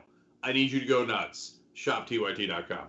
Okay, Aspiration has gone nuts in planting 28,000 trees because of people who signed up through TYT. Let's keep that going. 10 trees for every sign up. Aspiration.com/TYT. They're awesome. We're taking Memorial Day off, but we will try to get you guys more and more. In fact, we're going to shoot a lot today to get you some material. Check out TYT.com for that, but we won't be having a live show. The Mathematician writes in, we all are the Young Turks. Times like this is when we realize that. I love that. Thank you, Mathematician. Really appreciate that. And you guys are delivering in an amazing way. In fact, let's take a look at the thermometer. We're trying to get to 145 at tyt.com/go. And we're wrong, 146. Damn. 33. God, I love you guys. All right, let's see if we can get to 147 before the next break, because we're trying to get to 200 by the end of the month, and now it is going to be very, very challenging to do that. Okay, English teacher 1984 writes in, these are all members. Since we're paying for the test, we'll get the drug for free practically, right? Well, Biden does want to give you the drug for free. Trump, of course, we're not sure about / never happened. And it being free doesn't mean that AstraZeneca or Moderna doesn't make money. It just means the government pays for it. And Wicked has a out-of-the-box one that I like. Hi, everyone. Hope all are well. That was a powerful drop it, Cenk. As you said it, a box dropped off my table. LOL. I mean, look, are we that powerful? That's what people are saying. That's what they're saying. It's not me, it's them. So thank you, Wicked. So real quick, and take this for what it's worth, but I love that you guys chip in. Gregarious Loner says, just to clarify that what they're doing at Oxford University is that they're using pre-existing drugs in these tests, not creating a new vaccine. These take years to produce and test, hence the timeline that they are using. So I don't know those details perhaps as well as he does, but it's also just one viewer. You can read the articles for yourself, etc. So last couple here are from YouTube Super Chat. Midwest Misfit writes in, sending love from the Midwest Misfits. Keep on keeping on. We progressives couldn't do it without you. And Seraphim 2K21 says, Trump will be bashing his own Trump 2020 supporters next. Oh, that's a guarantee. I mean, let me just say it now. Especially if Trump loses the election, are his own voters part of the people that he will blame? Definitely. Bank on it. There's no question about it. Anna's Margarita Salt, also on YouTube Super Chat, says, today 5 corporations own the vast majority of the U.S. media. The concentration of messaging is one of the early stages of fascism. Be aware of who's filtering your news. Thank you, TYT, for being a light in the darkness. And by the way, guys, you are our light in the darkness. So thank you for participating in tyt.com/go, for using YouTube Super Chat, for being a member, tyt.com/join. We have so much more for members today. Thank you all. All right, Anna, what's next? All right. Joe Biden had an unfortunately awkward moment in the end portion of his interview with Charlemagne the God. Without further ado, let's see how it went down. Problem figuring out whether you're for me or Trump, and you ain't black. It don't have nothing to do with Trump. It has to do with the fact I want something for my community. I would love to see. Take a look at my record, man. I extended the voting rights 25 years. I have a record that is second to none. The NAACP has endorsed me every time I've run. I mean, come on. Take a look at the record. All right, thank you so much. I really appreciate it. Anyway, thanks. I will come back. Now, following that interview, Charlemagne the God did release a statement to Mediaite saying, quote, we have been loyal to Democrats for a long time. Black people have invested a lot into that party, and the return on investment has not been great. As Biden said in our brief interview, when I asked him if Dems owe the black community, absolutely was his answer. So let's see what you got. Votes are quid pro quo. You can't possibly want me to fear Trump more than I want something for my people. Now, there was a lot of backlash to what Biden had to say, and hashtags like "you ain't black" and "Joe Biden is racist" started trending on Twitter. But he did apologize, and he said, quote, "I shouldn't have been such a wise guy. I shouldn't have been such a wise guy. I shouldn't have been so cavalier. No one should have to vote for any party based on their race, their religion, or their background." Yeah. So first comment is that Joe Biden is so awkward. When he tries to relate to minorities, it's just a train wreck. And as so liberals usually are. What's that? Keeping it real. As Yeah. a lot of liberals are. Yeah. Yeah. When he says things like, "Come on, man, like, don't do that. What are you doing, Joe? Please, for God's sake, don't do that." Right. And so, and we look, you can't speak for African Americans if you're not African American. That's obvious. Of course, people were all over him for that, and that makes sense. And all of that was wrong. And I also want to make a comment about Charlemagne the God. So, two things I strongly agree with him on. Number one, you got leverage, you use it. That's called politics. So Charlemagne the God understands politics a lot better than a lot of other establishment Democrats. And so I'm not saying he's one. So he's right about that, absolutely. And he's right that just not being Trump is not good enough. You know, it might be good enough for a regular voter who's going to vote no matter what, and they're going to pick. But you've got to excite people to show up to the polls, and people have to expect better than that. Yes, you're running against the world's worst boogeyman, and so yes, a lot of people are going to vote based on that. But that shouldn't be good enough. You should have an affirmative policy that excites people, including African Americans and all minorities. The part I appear to disagree with Charlemagne the God, but it would need more context and a conversation with him, is that he seems to be saying in quid pro quo, you have to pick an African American to be your VP. If he is saying that, then I disagree with that, because that's a distraction. The question is, how good is the VP candidate on African American policies and issues? So if you pick Candace Owens, that didn't do the job. And I know that Charlemagne the God doesn't think that, right? But the policies towards African Americans are so much more important than just picking an African American, because that allows the establishment to distract you from the issues and the policies. And then they say, "Oh no, it's okay, mission accomplished, because I picked someone African American. Then I don't have to bother giving you the policies that you want and need." Yeah, look, I don't know. I didn't read his comment that way, but if he does mean that, I think I definitely agree with you. I think that just simply naming someone based on their race to kind of appease a group of people doesn't go far enough. And I think what Charlemagne the God wants, and I think this makes a lot of sense, is for the Democratic Party to not take the black vote for granted, to not think that they're entitled to it, because they're not. Now, the Republican Party has been so disastrous toward minority groups that by default, Democrats have overwhelmingly won the African American vote in this country for a long time.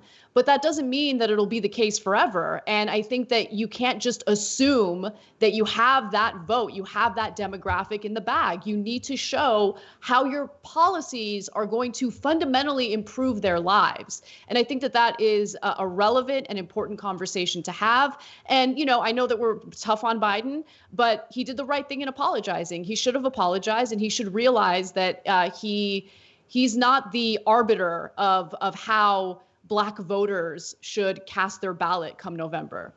So I agree with that completely, and I thought he had a good apology in saying that he was being cavalier, and he was. That's a good description of it. Now, I do want to say, though, that a lot of people who are defending Joe Biden today go, "Oh, come on, what's the big deal? He didn't mean it, etc." Are exactly the same people who would have weaponized that if Bernie Sanders had said it, Donald Trump had said it, anybody, especially a progressive, they would have weaponized it to the nth degree. It would have made it nuclear. They would have said it eliminates him, etc. And going along with that, Charlemagne the God is asking, "Hey, you got to deliver for us in terms of policies." Well, I love that, as I said, but the most important place to do that was in the primaries, where we could have picked among the different Democrats. Once you're up against Trump and you're basically the only person up against Trump, yeah, then we are put in a corner.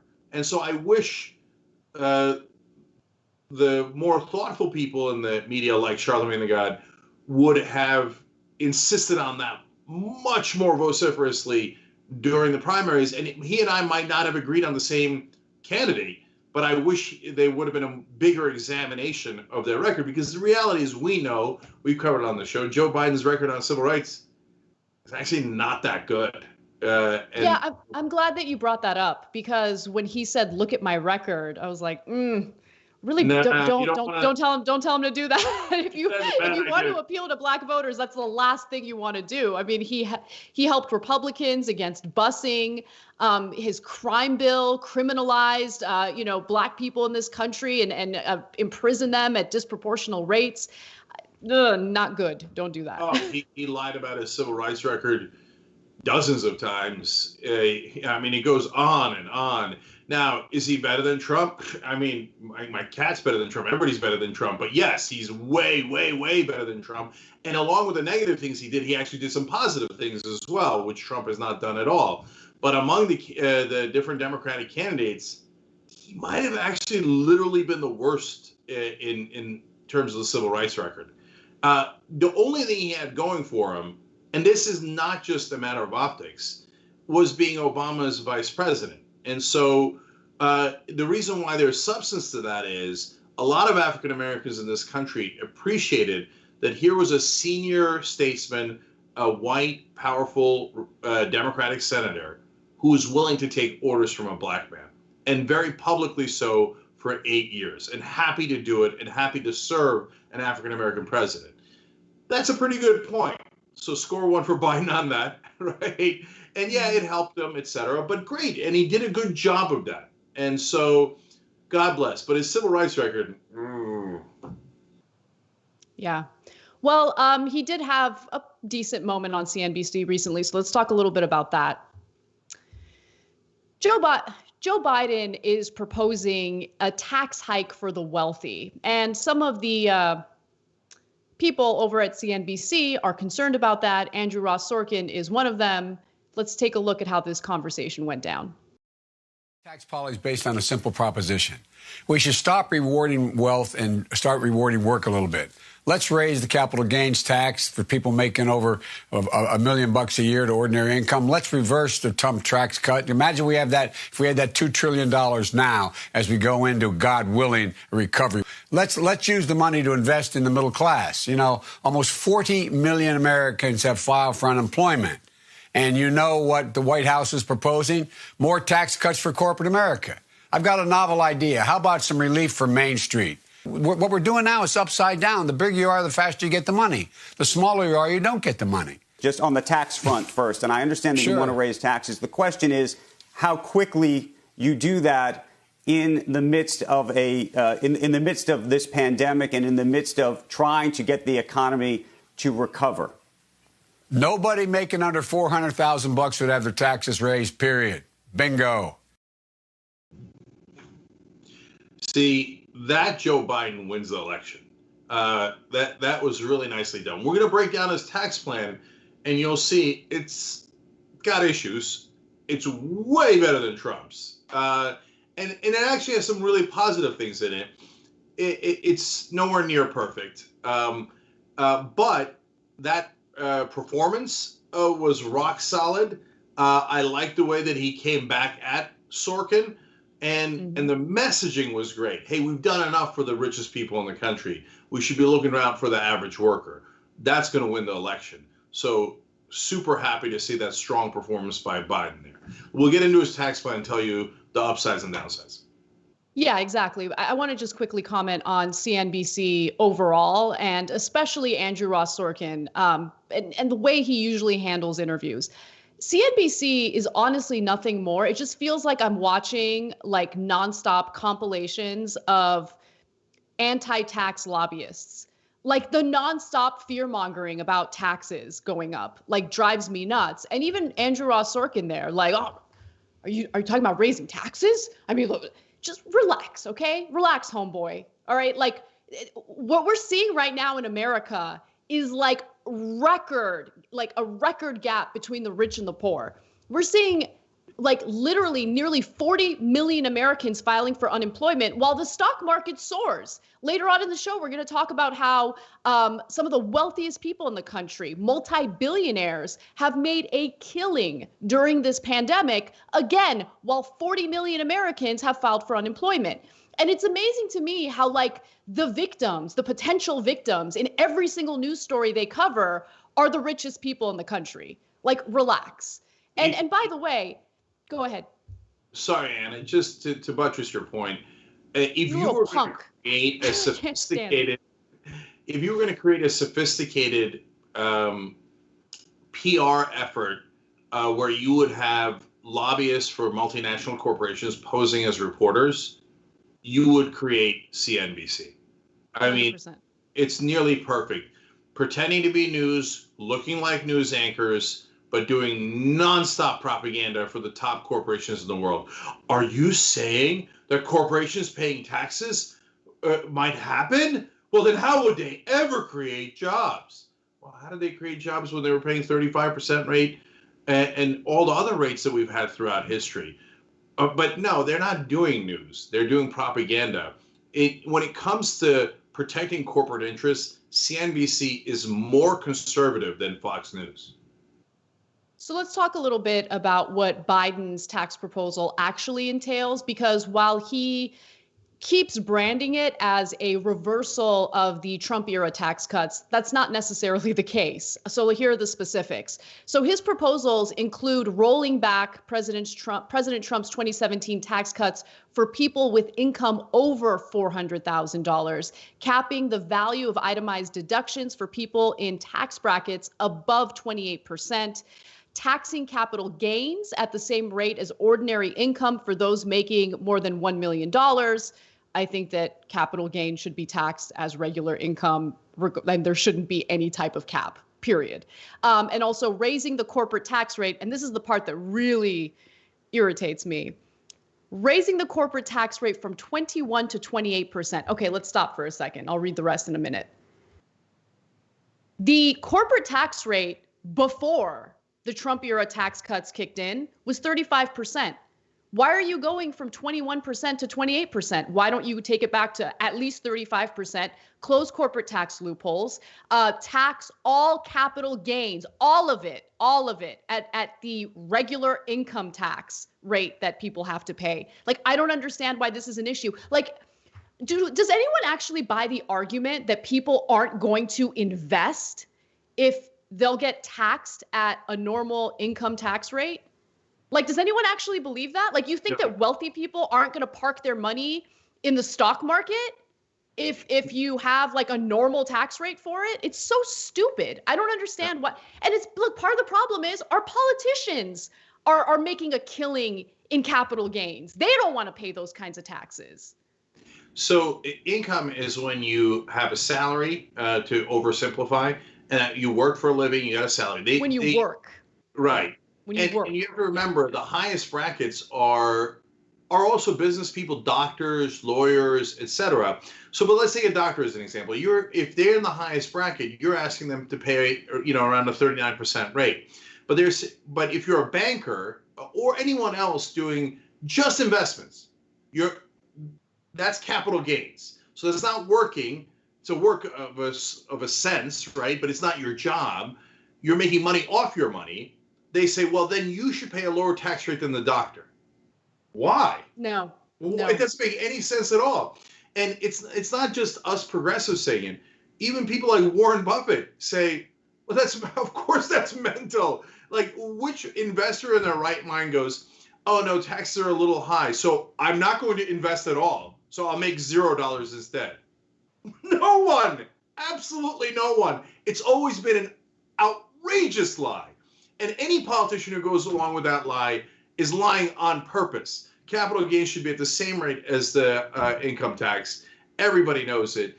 And for the corporations, Anna, you're 1,000,000% right. It's exactly what's wrong with corporate Democrats. So they also serve corporations. They're just more subtle than Republicans. So the Republicans are too greedy. They go, let's give a 21% tax rate and not take away a single loophole. Just give everything to multinational corporations, right? Democrats go, no, you guys, let's be more subtle. Let's do a giant tax break from 35 to 28 and make it seem like we're fighting Trump. Make it seem like we're fighting corporations and corporate donors while we're doing it, while we're giving them a giant permanent gift. That's exactly, by the way, what the Obama-Biden administration did before. So as I'm telling you that he's looking tougher and he's way better than Trump in that CNBC interview, understand the game that's being played behind the scenes.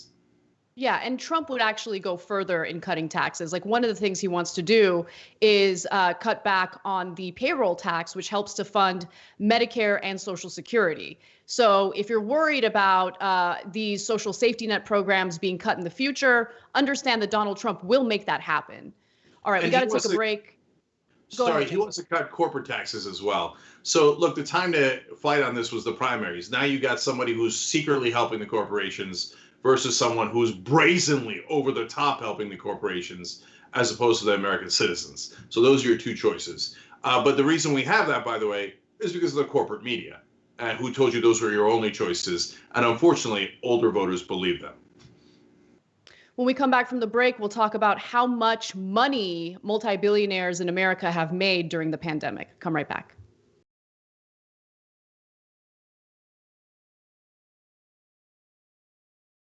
You're about to watch some behind-the-scenes footage of the Young Turks. Ooh. Now, these are partial videos. If you want to get all of them, you become a member. Go to tyt.com/join, and you'll get all the behind-the-scenes of me, Anna, John, JR, a little bit reality show-like. tyt.com/join, and enjoy this. You know what you're seeing behind me? Jersey. Hold. Watch me flip this camera. However I flip it. Do I flip it like this? No, I just took a picture. I'm bitsing right now. What?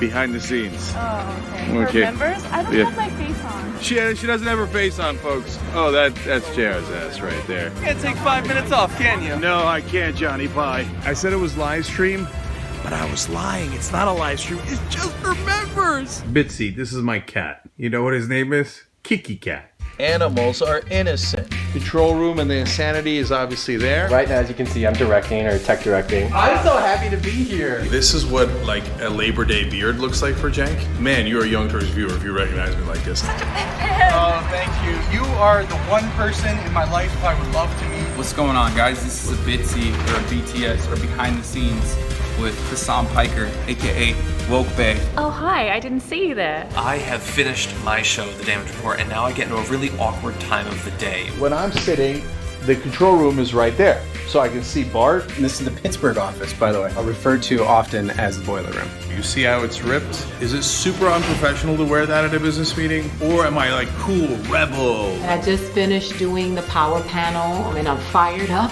What do you do for TYT? Not a whole lot. If you're frantically tweeting at us that something's broken, thank you, because I'm fixing it. And thank you for being a TYT member. Super last thing, because there's always got to be a super last thing.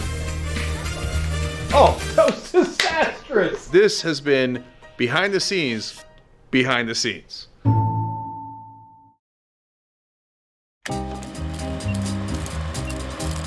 We're gonna do a little thing we like to call Weekly World News. Weekly World News! I cull stories from around the globe, stories that aren't covered on the main show or aren't covered enough, and I turn it into a 5-question quiz for Dave and Steve. All right, do we have our answers? A from Dave and C from Steve. And the correct answer is B, an oil tanker that sank off the coast of China. Okay, we have one answer of B and one answer of C. What is the correct answer? It is, of course, A, an airplane wing walking stunt gone wrong. Okay, we have an answer of A from Dave and C from Steve. The correct answer is B. We have an answer of B and C. What is the correct answer in true Weekly World News tradition? It's A. Come on. Taking the bear out for ice cream. That can't possibly be true. We're terrible today. Just terrible. When news is breaking and when you need Brett Ehrlich, it's time. When news breaks, when news is breaking and you like... When news is breaking and you need Brett Ehrlich, it's time for Breaking News with Brett Ehrlich. This is Breaking News with Brett Ehrlich.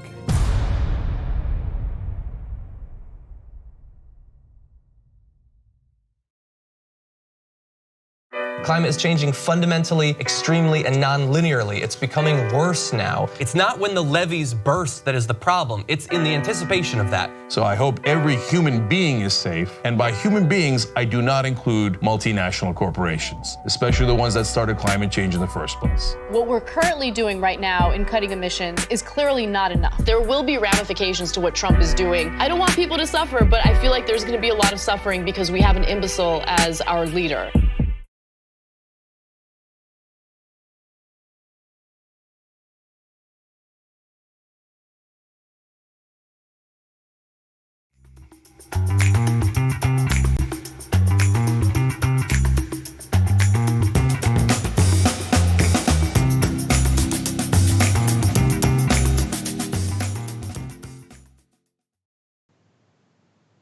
All right, back on the Young Turks. So let me read a couple of comments. Melissa Matrice says, I'd really love it if maybe Anna or Brett gave me a shout out considering this TYT member might have COVID. I'm scared. The fear in this hospital is palpable. Melissa, you've written in a lot. We've read a lot of your comments. We appreciate everything that you've done to participate in the show. And obviously we hope you're okay. There's a ton of fear in the hospitals, and it's actually not getting covered very well at all. Yeah, it's terrible. And I know what you're going through because when you're in that type of situation, you're not able to see your friends, your family, and that type of comfort and affection helps you get through it. But just know that while we might not be with you physically, we're thinking about you, we're sending you our well wishes, and just fight like hell. You're going to get through it. All right, the mathematician writes in, Charlemagne is today's media hero. Screw Biden. We need to use him to get rid of Trump. And then the movement Bernie starters' first two major tasks has to be to make Biden a one-term president and, more importantly, to load up Congress with real progressives. I think almost all of that is true. And Charlemagne did a pretty good job. But Twitchy Witch disagrees. He says, or this person says, why the hell didn't Charlemagne come back with a claim about Biden's record with that notorious crime bill? He didn't do his job, in my opinion. So two things about that. One, he was running low on time. So to be fair to him, he didn't really have much of an opportunity for a follow. Second of all, Charlemagne the God is not primarily a news person. He does a fun show. It just so happens that the rest of the media sucks so hard that Charlemagne the God winds up asking some of the toughest and best questions because the rest of the media is scared out of their mind to hold establishment Democrats accountable. So I wouldn't put it on him. And the other thing about him is he's great at marketing. He chose that name where we call him the God every time. See, it's true. The Democrats can learn a thing or two from him in terms of marketing and winning elections. So unfortunately, there's so many of you guys who've written all these wonderful things. Thank you for everybody who used YouTube Super Chat, Norman Hilbish, Charles Maughan, Chris Robinson, referring to soft hands. It's hilarious. Carol Funk. Thank you, Jang and TYT. Stay too strong. You two guys. So one last check of the thermometer real quick. Did we get to 147? Oh, look at that. 147.624. Look, obviously, before the day is up, 150 would be amazing. I don't know how we're going to make it in time by the end of May, which is almost here, to 200. But tyt.com/go. We appreciate every single dollar. We do this show together. Anna. Well, as soon as the coronavirus pandemic happened, the stock market crashed, and it crashed badly. But following that crash, analysts looked at how much money billionaires in America made and whether their wealth increased. And we have some of those numbers for you now. Now, I want to give you a quick disclaimer. The first part of the story focuses on how much money these billionaires earned following that stock market crash. Then I'm going to give you the numbers that take into account the stock market crash as well. So Amazon's Jeff Bezos, very wealthy guy, and Facebook's Mark Zuckerberg had the biggest gains, with Bezos adding $34.6 billion to his wealth and Zuckerberg adding $25 billion, according to the report from Americans for Tax Fairness and the Institute for Policy Studies Program for Inequality. So according to the report, the net worth of America's billionaires grew 15% during during the 2-month period to $3.382 trillion from $2.948 trillion. The biggest gains were at the top of the billionaire pyramid, with the richest 5 billionaires, Bezos, Bill Gates, Zuckerberg, Warren Buffett, and Larry Ellison, seeing combined wealth gains of $76 billion. In total, their fortunes soared by a whopping $434 billion. Now, again, this was right after the stock market crashed, and clearly they lost a lot of money then. But when you take that into account, have their fortunes increase, decrease, where are they at? And a lot of them have still made a lot of money. Buffett, for instance, his wealth has, his wealth has declined by $20 billion, according to Bloomberg Billionaires Index, while Gates is down $4.3 billion. For the year, Jeff Bezos, though, has gained money, $35.5 billion, while Zuckerberg is also up with $9 billion.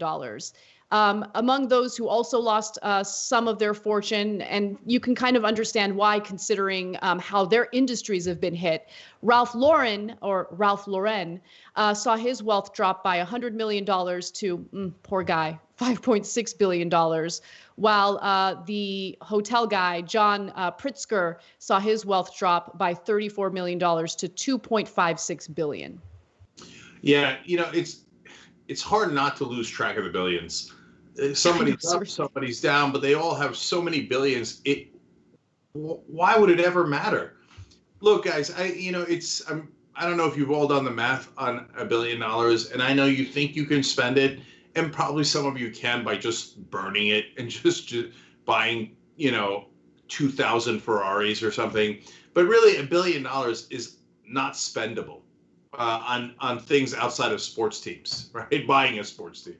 Right? It's just not spendable. It's who cares? There isn't anything you couldn't buy to your heart's desire with $1 billion. So what difference does it make if it dropped by 34 million and you're at 2.56? Okay, let alone the guys who are in the 50, 60 billion dollar range. And so my main point is, I don't begrudge Bezos and Zuckerberg as examples their wealth going up during this time, because people are using Facebook and Amazon more now that we're stuck at home, and they've got the right business lines. A lot of other businesses are hurting. I don't mind that. It is what it is. But what I don't want is them to then turn around and say, that's why we shouldn't be taxed. No, wait a minute. You made money during this time. Don't give me any arguments, as Andrew Ross Sorkin was doing in his interview with Joe Biden, about, oh my God, the poor corporations. Are you thinking of raising their taxes in this time? No, are you kidding me? Their money is, for at least some of them, their money is skyrocketing. Yes, we should definitely raise their taxes. No, it's incredible. In the same Andrew Ross Sorkin interview, Biden mentioned how we need to raise taxes on companies like Amazon, for instance, because as we all know, we're all familiar with this story, Amazon paid nothing in federal taxes last year thanks to Trump's tax cuts for the rich. And they released this statement. This is something that they recycle all the time. I saw it in multiple articles over the last year. They argue, no, we've actually paid $2.5 billion in corporate taxes since 2016. Since 2016. Yeah, they also forget to mention that the company's gross income since 2016 was more than $323.3 billion. Oh, let's give you some more tax cuts. Poor thing. By the way, in the meantime, they're about to end hazard pay for their workers, which is a measly $2 an hour, okay? And they've treated their workers very poorly, as we all know. So please, cry me a river, not buying it at all. So if you do the math on the numbers Anna just gave you, that's a tax rate of less than 1%. So it's a little bit more complicated than that, but that does give you a big picture look at it. It's outrageous how little taxes they pay. And I will give them credit for one thing. Amazon said in that statement, hey, you don't have an argument with Amazon, you have an argument with the tax code. Well, that's true. That's why we should fix the tax code so that Amazon and all the other companies actually pay their taxes. And to be fair to Joe Biden, he is saying for companies like that, there should be no situation where they pay no taxes. They should pay at least 15% no matter what. Totally agree with that. Nice work on Biden on that. All right, guys, we got the post game coming up for the members. You got to check that out. We have amazing stories there, including Trump praising Henry Ford's bloodline when Henry Ford made arguments about bloodlines and anti-Semitism that are outrageous. So tyt.com/join. We'll see you there.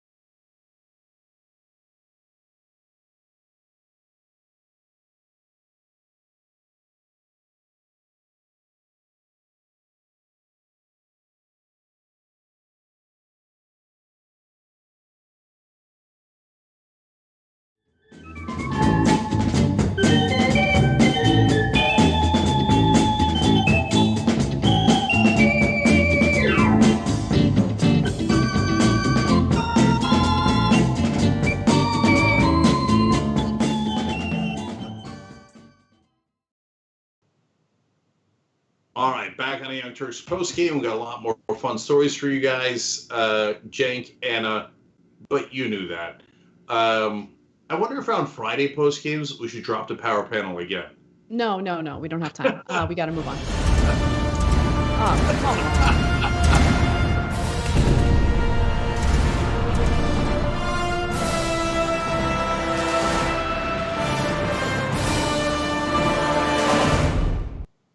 I did say the magic words, drop the power panel. I did say that was the fastest video transition ever, Brett. Okay. Oh, I think no, that I said it collusion. again. Okay, you guys planned this ahead of time. You knew it would annoy me. Good job. No, we did. We planned no such thing. All right. Anyway, I was going to belabor it. Let's go forward. All right. We have a story that's actually not fun, but you should know about. So let's do it. The company founded by a man named Henry Ford. Good bloodlines. Good bloodlines. If you believe in that stuff, you got good blood.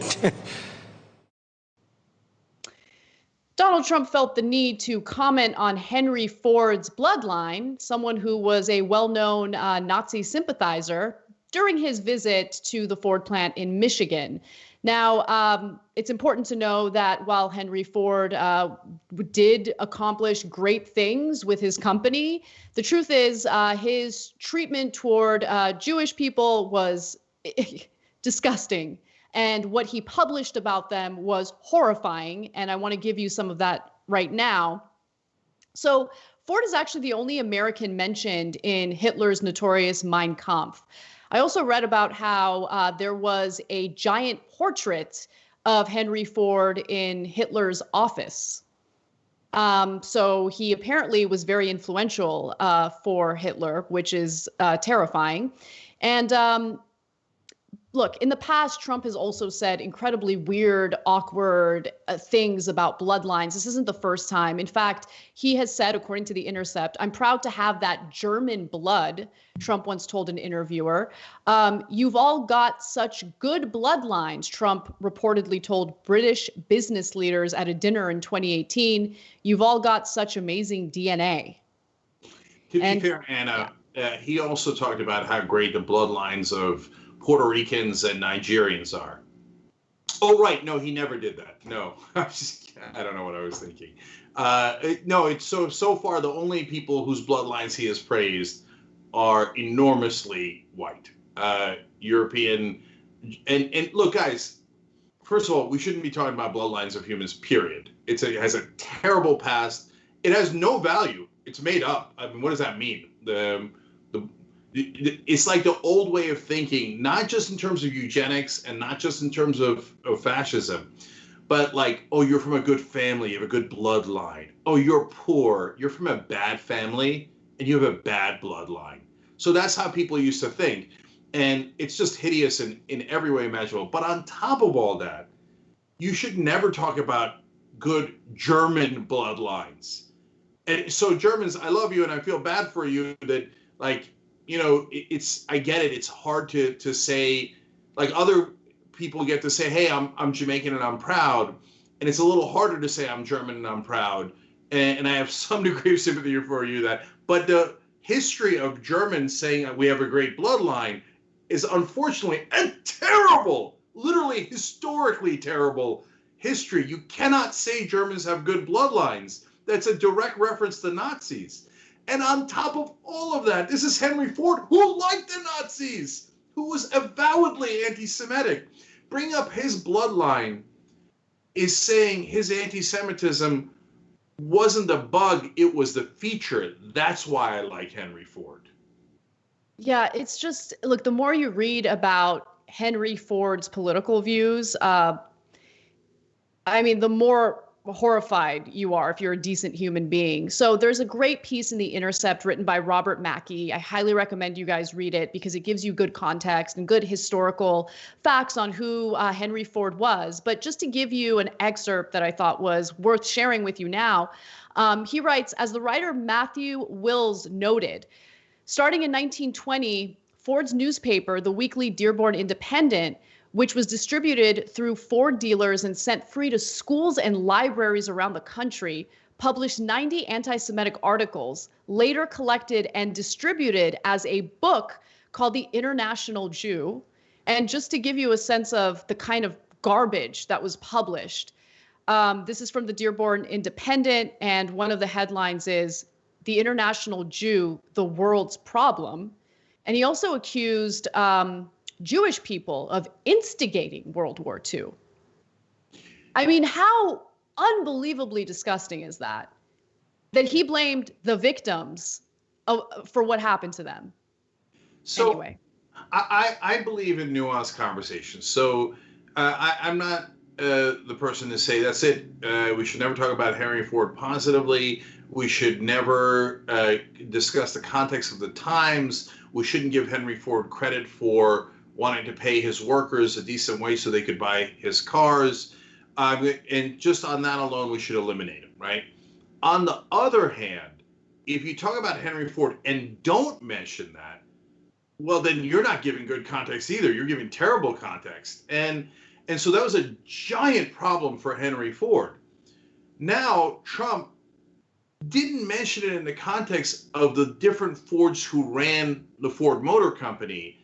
If he had said, hey, the grandson did a great job, but he's got a good bloodline, meaning his dad and his granddad also ran the company and they did a great job over all those years, well, that would be a different context. No, he immediately talked about Henry Ford, the founder, the guy who was one of the most anti-Semitic people in this country's history.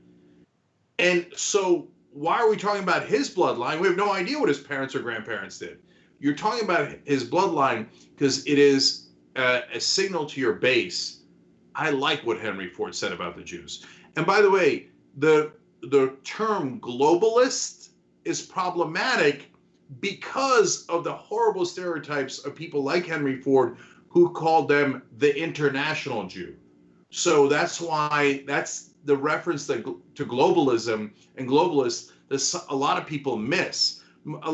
People who say that, they're not all guilty of that. A lot of them don't know the history of it. But the people who are pushing that line do know the history of it, and they're not doing that despite that history. They're doing it because of that history to drive that same kind of hatred and demagoguery again. You know, reading about the kinds of articles that Henry Ford published made me think about what it was like for Jewish refugees who wanted to flee for safety, come here to the United States for safety, and how there was a pretty significant portion of the country that didn't want that, that wanted to reject them and not allow them to come and settle here as refugees. And it made me think about how, you know, while many things change, many things stay the same. I mean, you still have propaganda that further victimizes refugees and pushes to reject them from settling in this country. You know, it's just terrible people have always been around. And it's sad that we still, at this, you know, date, haven't found a way to mitigate it. And Yeah. if anything, the propaganda is more powerful now than ever before. Yeah, and one last thing about this. It's not that Trump is just doing demagoguery to try to reach out to his racist, anti-Semitic base, etc. He actually believes it. That's why he's talked about his own bloodline so often. And I read you some of the quotes, but not all of the quotes. He's constantly talking about how great his bloodline is. I'm sorry. I mean, like, I don't know if I looked like that and spoke the way that Trump speaks, and I'm not even talking about the like hateful things he says. I'm just talking about his sheer ignorance.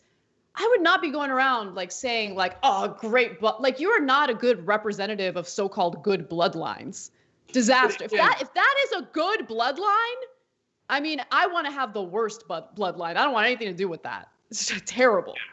Yeah, but Trump is so unintelligent that he can't recognize how unintelligent he is. So he genuinely believes he's a smart person, which is the saddest thing I've ever heard. And he has said in the past that women find him attractive because he's so good looking. Oh my God, that's so sad. I think it's like the saddest thing in the world. Yeah.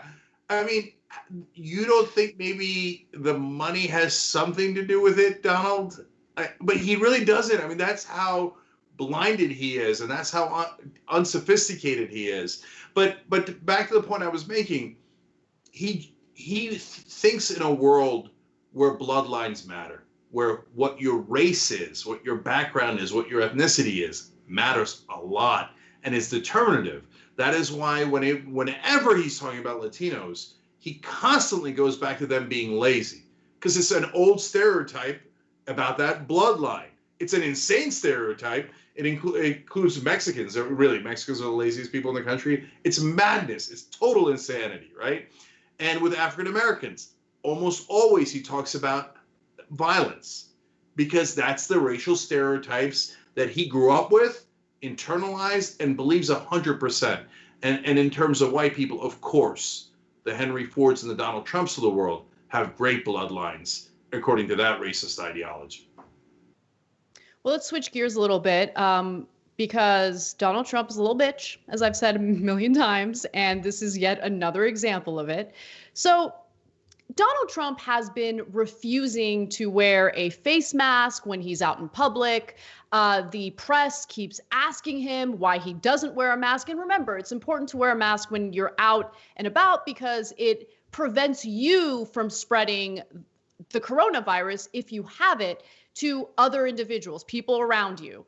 There was recently some reporting indicating that there's a huge portion of people who have the virus, but they're completely asymptomatic, something around 35% of people. And it's something to keep in mind, because while you might think you don't have it, you could, and you could be spreading it. So Donald Trump has made it clear he doesn't want to be seen with a mask because he thinks it makes him look weak. But MSNBC was the first to air a photo of him wearing a mask. This was during his visit to the Ford plant in Michigan. Take a look. It's good for America to see this example. And Ron Klain, as we look at the mask, we should include the fact that the Ford company told the president's team that you are required to wear masks there. Okay, so there he is with a mask. When he was asked earlier, you know, why aren't you wearing a mask now? Why haven't we seen you with one? Here's what he had to say to the press. President, there was a lot lot of interest about whether you would end up wearing a mask today. Could you just take us through your thought process of why you decided not to wear a mask? Well, I had one on before. I wore one in this back area, but I didn't want to give the press the pleasure of seeing it. But no, where I had it in the back area, I did put a mask on. Did you have the goggles on too as well, sir? I did. I had goggles and a mask right back there. Why would you not be And here's another one. Why would you not be wearing it? No, Because in this area, why would you not take be them. wearing it here, sir? Not necessary here. I have to say, I think that part where he hands that, like, the goggle thing to the reporter, like, you could tell the person's like, please don't give this to me. Disgusting. Yeah.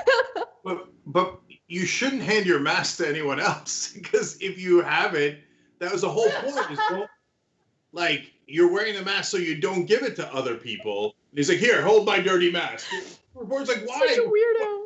Why would you do this to me? Such a weirdo. Yeah. But look, here's the thing. He says, I don't want to give the media the pleasure of seeing me with the mask. Look, there's honestly nothing that Trump could do that would be pleasurable other than going away. Like, I don't care if you're wearing a mask. I don't care if you're on a boat. I don't care if you're on a goat. Like, just seeing him is displeasing. So, like, I don't care if he's wearing a mask. Like, I've talked about this on the show already.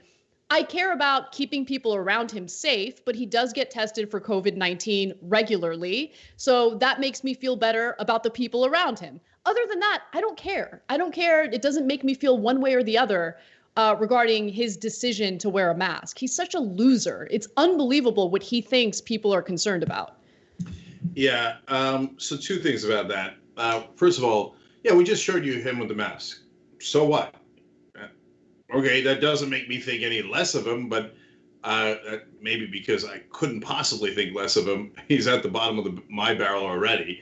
But wearing the mask would only make me think more positively of him, because it would show responsibility. It would follow the guidelines that his own government is saying. But of course, he doesn't view it that way, and conservatives don't view it that way. First of all, Mark Thompson and I were talking about this last night on our new Twitch show, twitch.tv/TYT. Check that out. Mark said they made a big mistake when they said the masks are for other people's protection, not your own protection. Because the right wing then writes it off, goes, oh, great, then I don't have to wear it because I don't care about other people. I only care about myself. And Trump is certainly in that category. But then the second part of it is this idea of weakness that they keep going back to. So I want to read you a quote from the Federalist, David Marcus. The Federalist is a very conservative outlet, and they're the ones who pick all of our horrible judges, including the guys on the Supreme Court.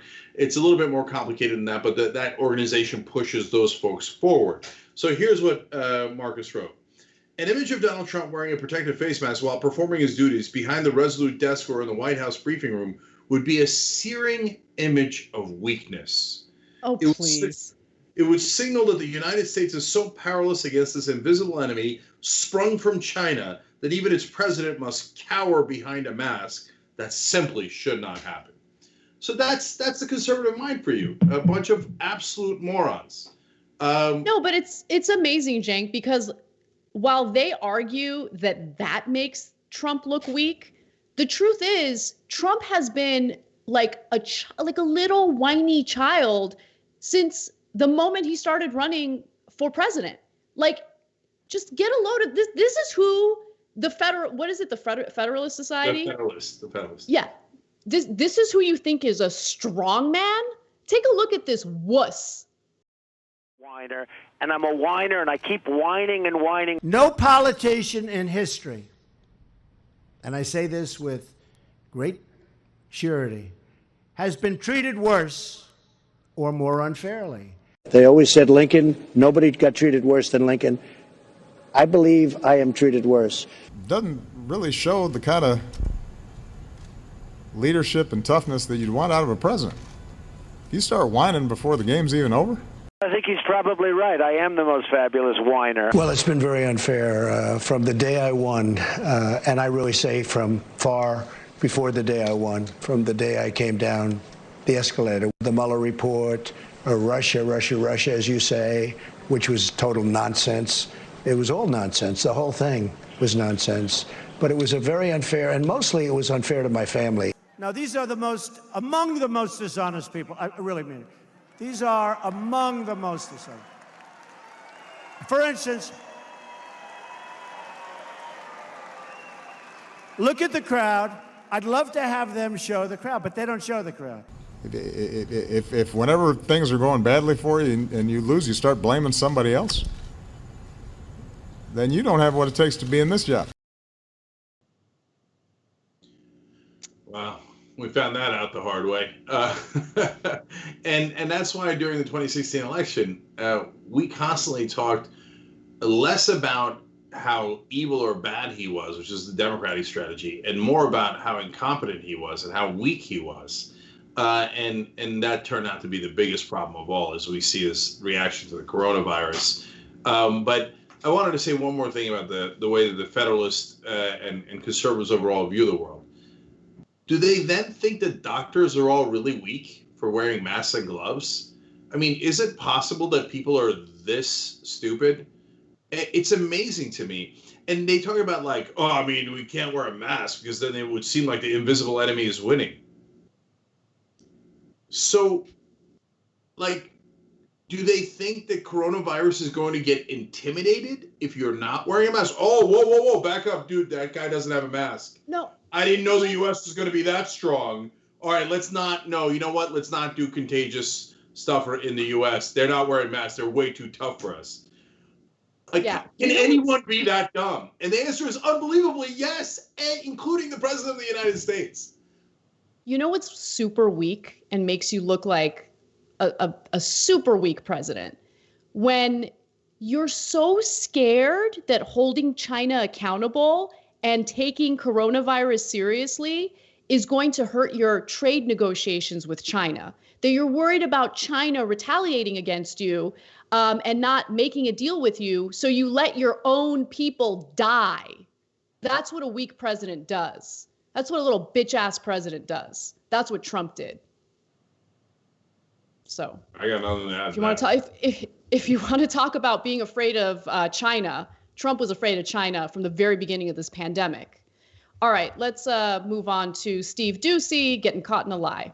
So during a recent Fox and Friends segment, Steve Doocy lied to the public. Not the first time he's done it, but this one was particularly ridiculous. Take a look. People have had it up to here. We're sick of being closed. We're ready to move on. But, you know, Ainsley, Brian, you and all of us are in really restrictive areas right now. And that's why we are not all sitting together on the couch or even in the same studio, because the governments won't let us right now.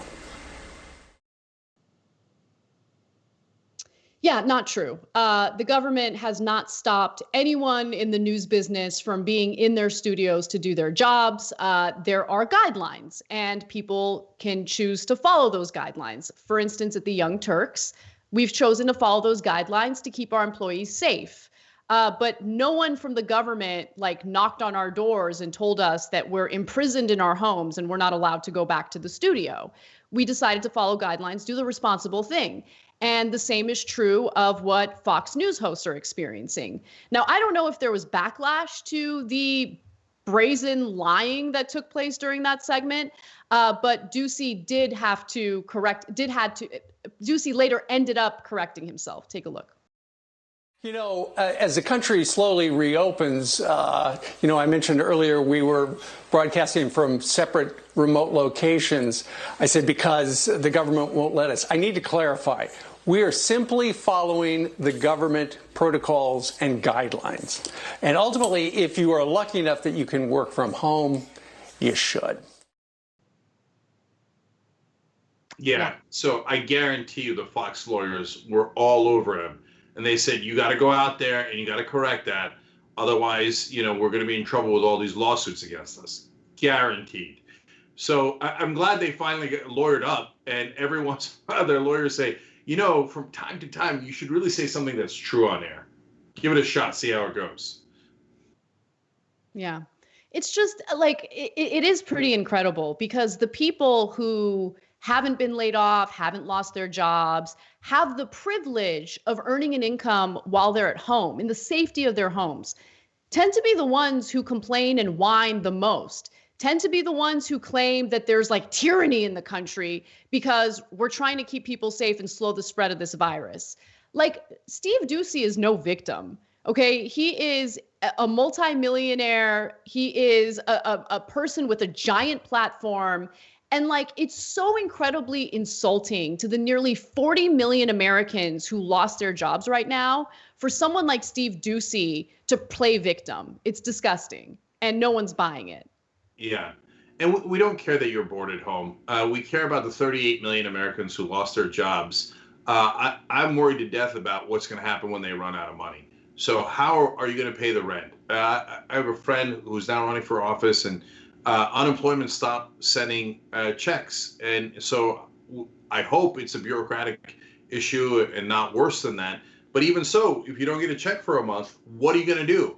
So we are desperate to get out of the lockdown so that the folks can go back to work and they don't have to worry about putting food on the table and take care of their families. But we don't want to do that at the expense of them getting sick and dying. So we all want a reasonable path to getting back into an open economy and society. But Fox News lying about it doesn't help. But they can't help themselves, Anna. Always the victim. I mean, you can't do a Fox News segment without crying. So at some point, you have to pretend that, oh, me, poor multi-millionaire stuck in my mansion. The government made me do it, right? No, the government's actually, in this case, giving you guidelines to try to save your life. And you constantly put out propaganda there that it's not necessary, which endangers other people, while you're sitting very safely in your mansion doing what the government actually said you should do to keep yourself safe. Because you like the idea of keeping yourself safe while you're pushing others to go out there when it might not be safe. Exactly. All right, one more story before we leave you guys today, and it has to do with a really good ad, actually, by the Biden campaign. So Joe Biden has released a new ad, and I actually think it's pretty good. I think one of the things that the Democratic Party needs to focus on is, rather than always being outraged by what Trump is tweeting, how about focus on how scared and weak he is? And that's exactly what you're about to see. Take a look. When coronavirus came, Trump froze like a deer in the headlights. For months, the threats grew bigger. The warning signs became more ominous. The alarms flashed red. And there was our president, unprepared, indecisive, frozen, paralyzed by his fear of offending the Chinese government and losing his precious trade deal. Panicked at the thought of what a stock market collapse would mean to his re-election. So he failed to act, and the virus got out of control and shut down the nation and crushed the economy. Now, nearly 100,000 have died. 38 million unemployment claims and rising. In this crisis, Donald Trump wasn't a president. He was a deer in the headlights. Too scared to act. Too panicked to tell the truth. Too weak to lead. A president who can't handle a crisis is no president at all. No, look, I don't know if they're working with the Lincoln Project. Those are the right-wingers who can't stand Trump, so they put out these vicious ads against him, and I think that they're excellent, actually. But that was a good ad, and it will be playing in some key battleground states, including Arizona, Michigan, North Carolina, Pennsylvania, and Wisconsin, and it will be on both Facebook and Instagram. Yeah, there's a couple of things I would have tweaked in there, but overall, loved it. There you go. That's a much better direction to go. Too weak to lead. Music to my ears.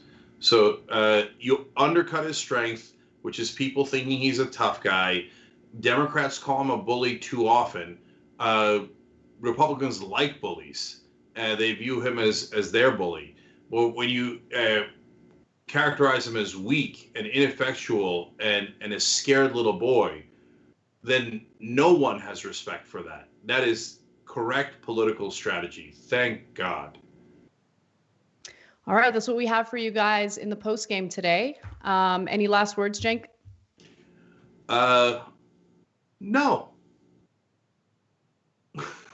All right. Okay. Sounds good. So I just want to remind the world. members. I just want to remind the members that we will not have a live show on Monday because we will be taking Memorial Day off. But we are going to have some new content on our platforms, both YouTube, Facebook. I don't know. We're in like a million different places I don't even know about at this point. But you will be able to get new content on Monday. By the way, do you know we're on Comcast, Anna? Sort of, but there's like 50 different types of Comcast like platforms that we're on, right? Like Xfinity and beyond. Like, I don't know, but we're on it. Yes. And what I always find amusing about that is I'm like, where do I find it? They're like, you just say it. Just say it. So apparently you're just supposed to say TYT or the Young Turks, and you have to say it that way. Say it to what? What do you mean? I don't get that. You say it into the TV. You're like, TYT. No, Comcast, Xfinity, and Flex, and all that stuff. You find things through voice command. It's the only thing that's stuck in my head because we're on so many different platforms, like you said. But Jack kept telling me, no, you just say it. Picturing like my dad walking around the living room going, "Young Turks, Young Turks, turn on computer."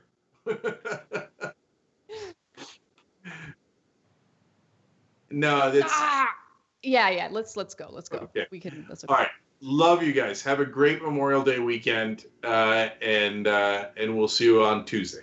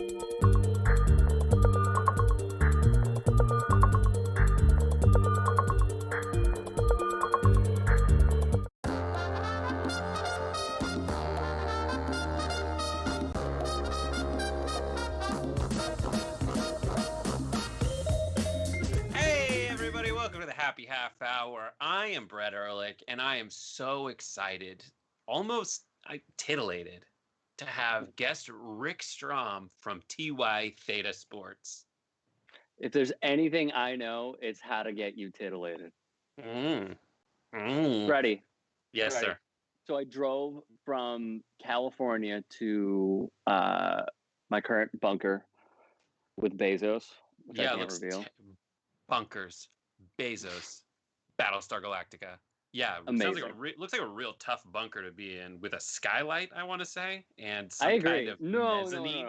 There's no skylight. They had to take that out of our taxes. No, I would say There's no 1%. everything. You keep talking. I'm going to shotgun a beer. Okay.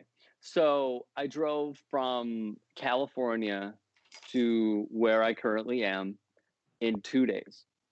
And you're it was in what state? Wisconsin. How many hours a day are we? About 15 a day. 15. Gotcha. And I never thought I would do something similar to that. But getting up at like 4:40 in the morning was brutal. However, it doesn't matter. It doesn't matter. My question to you is, because the one thing that kept me awake late at night was, I'm not kidding you, listening to The College Dropout and Kanye West. So my question is, when do you believe he started to change and just become like the new guy that we see? Sorry, let me burp. Yeah. My you. bad. Should have given you wiggle room. No, you're talking about Kanye West? Yes. And when you think he started to change? Yes. I think when he I don't know, man. I don't have as developed a musical knowledge of hip hop as you do. And I kind of resent you for it. I wouldn't say that I'm even in like the major leagues of hip hop knowledge. Yeah, but what does that make me? Like frosh soft? It makes me frosh soft, Rick. I'm not frosh soft. I don't like feeling frosh soft. Not bad. Junior varsity. I'm not that. I don't like feeling that way.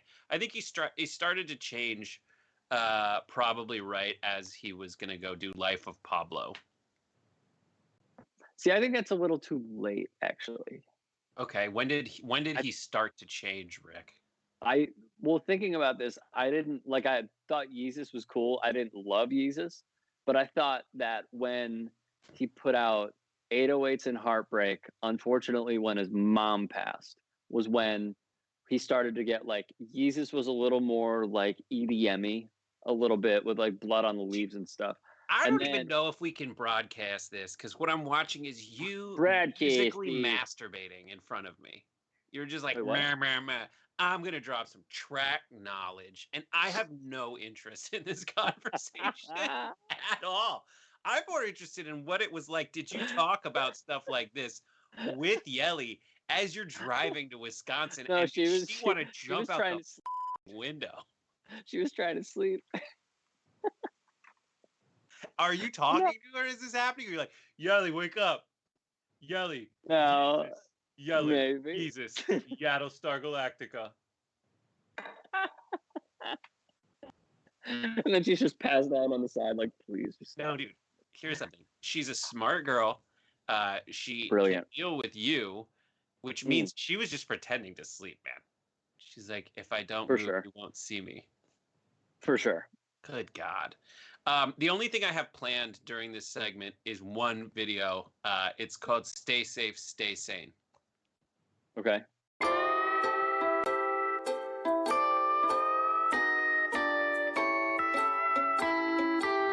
So we Wait, kind of that's alluded.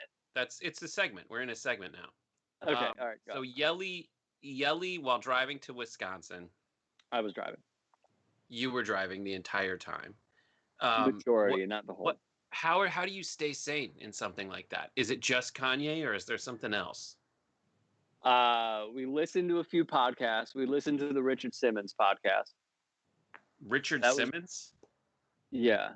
Richard Simmons, the fitness guy. Like, you know how he's just like totally disappeared from society? I thought you meant Russell Simmons. And I was like, I think he misspoke. Wait, Richard Simmons has a podcast? No, not a pat. Why do you sound so Chicago tonight? That's like the second time you've done that. I love the Chicago accent. It's my Let me hear it again. Podcast. Do you like talking to someone with a podcast? What about the pool with sausage? It's more Wisconsin what I'm doing right now. No, Wisconsin sounds a little more like Minnesota, I would say. Wisconsin? Dude, Yeah. I was at the Rose Bowl in 1995 or 93, UCLA versus Wisconsin, and the people in front of me were the most Wisconsin I'd ever heard. Yeah. And I started to hate the accent so much. And then one time I was making fun of the accent with my friend's parents, and they were like, we're all from Wisconsin. And it was so embarrassing.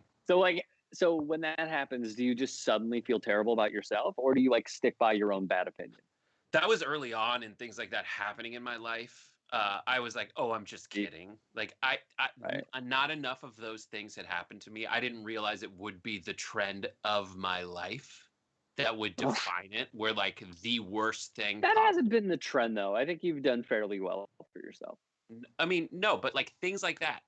I was at a party that I wasn't really supposed to be at, and I did everything right.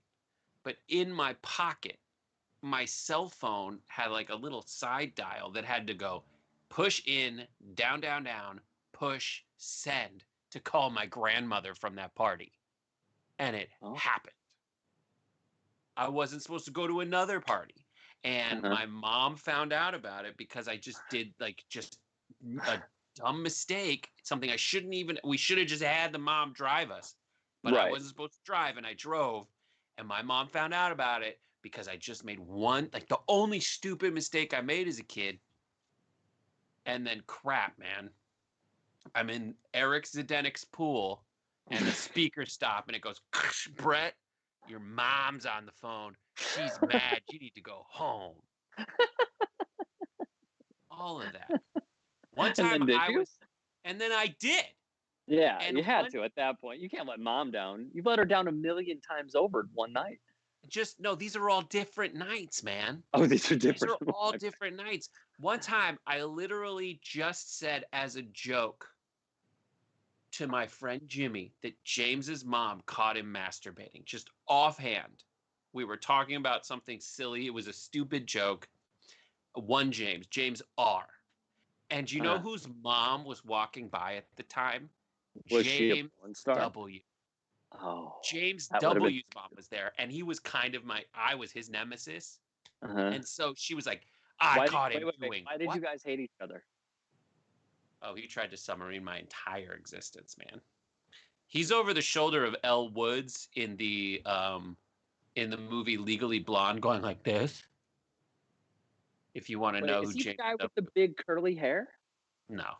The tall guy? No, he's some random dude. But this guy like tried to sabotage me through entrapment. It was really messed up. Really? Was it like Sean Connery and Catherine Zeta-Jones entrapment? Yes, we all had lasers, and my butt was so high relative to my head at the time.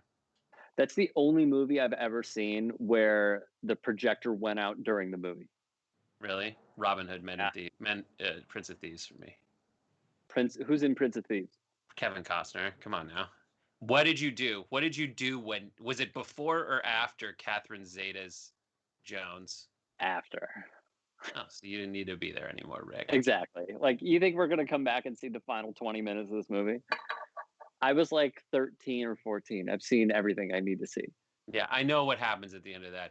She marries Michael Douglas. Anyhow, all right, we got to get out of here. We're going to take a break. When we come back, we're going to talk to a native-born Chicagoan about The Last Dance and all the fun memes.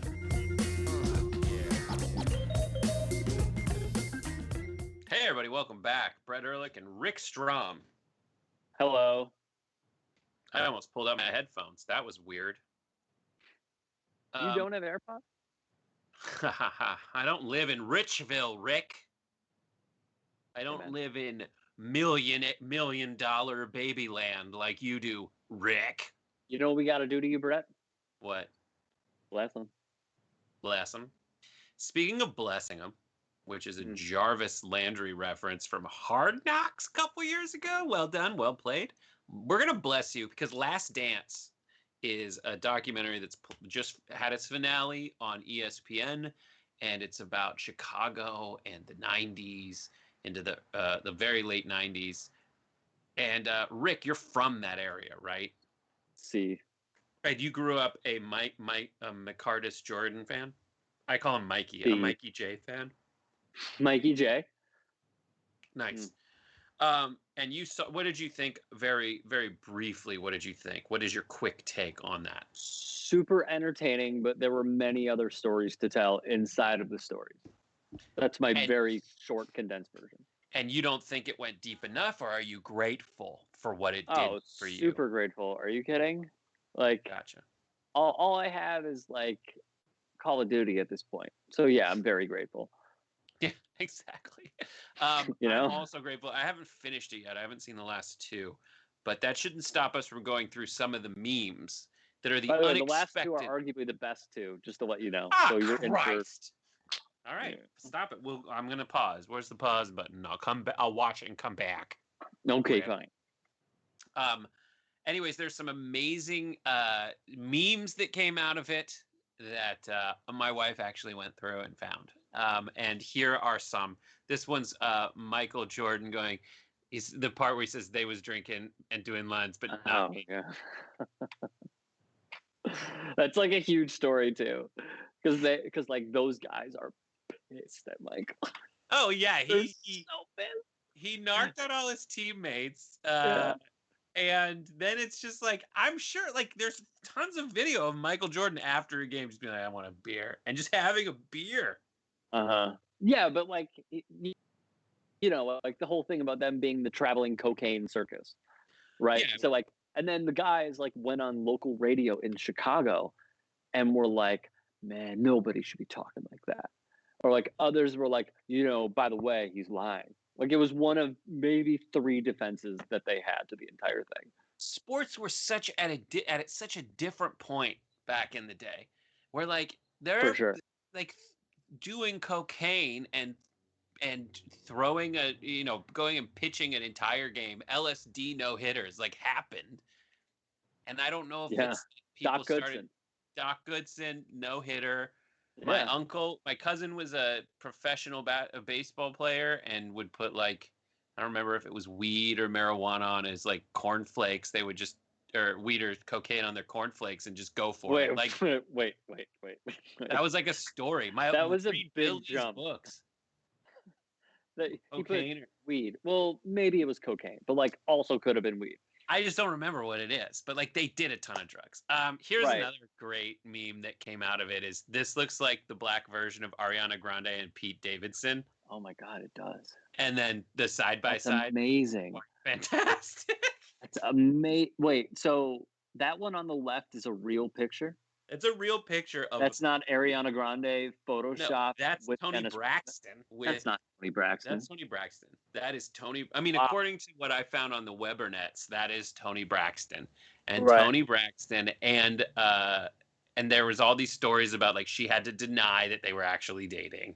Mm-hmm. But like that is the best. I love that. Throughout the documentary, let me ask you a question. Yeah. If you were to think of the most extreme example, and Dennis Rodman said it, isn't your immediate reaction like, yeah, I could see him doing that? Like at this point, nothing is off limits over something that he could or could not do. Mainly could, obviously. I didn't know any of this stuff. I knew he did some crazy stuff, but they kind of lead you to think that everything's kind of normal. Like he's just like, he takes the basketball seriously, but then they talk about like, oh, he just disappeared for weeks. And we didn't know. Weeks in the middle of a season. And imagine now if like they did that in 2019, 2020. Like this would be the biggest sports scandal with someone like going to Vegas. I'm not saying he's doing anything. Your imagination can take you in whichever way you want to go. Mm-hmm. But like he's going to Vegas for 2 weeks, 3 weeks, a month. Like dude, that'd be humongous today. He said, I need a vacation. You get one. You get the All-Star break. You get a couple days. I know you're traveling like a crazy amount, but then you have the off season, dude. I love that it's like, but then again, like if you're in school, you get spring break. You know, you get the summer off, but you will also get spring break. But it shows and you don't have to go to a school in a different state every week. Right. But it shows how different Rodman is, that like he literally needed it in order to compete. Like I'm not going to say who, but like there's stories known of Rodman who would go and fly to Atlantic City, do whatever, drink his tail off, and then fly to Utah on like 2 hours sleep and grab 20 rebounds. Like that's Dennis Rodman in a nutshell. All right, we're gonna go jump to the first clip really quick. But there's another Dennis Rodman oriented meme. We're gonna go to the second one actually, the second video, where Dennis Rodman. This is a little raunchy, Rick. Okay. This is raunchy, so spoiler alert, it is about female anatomy, but this is another amazing point in the documentary where this one's labeled Rodman, me trying to find the clitoris. Boom, click and go back this way. Boom, here, click and go that way. Boom, that way. Click here and go back this way.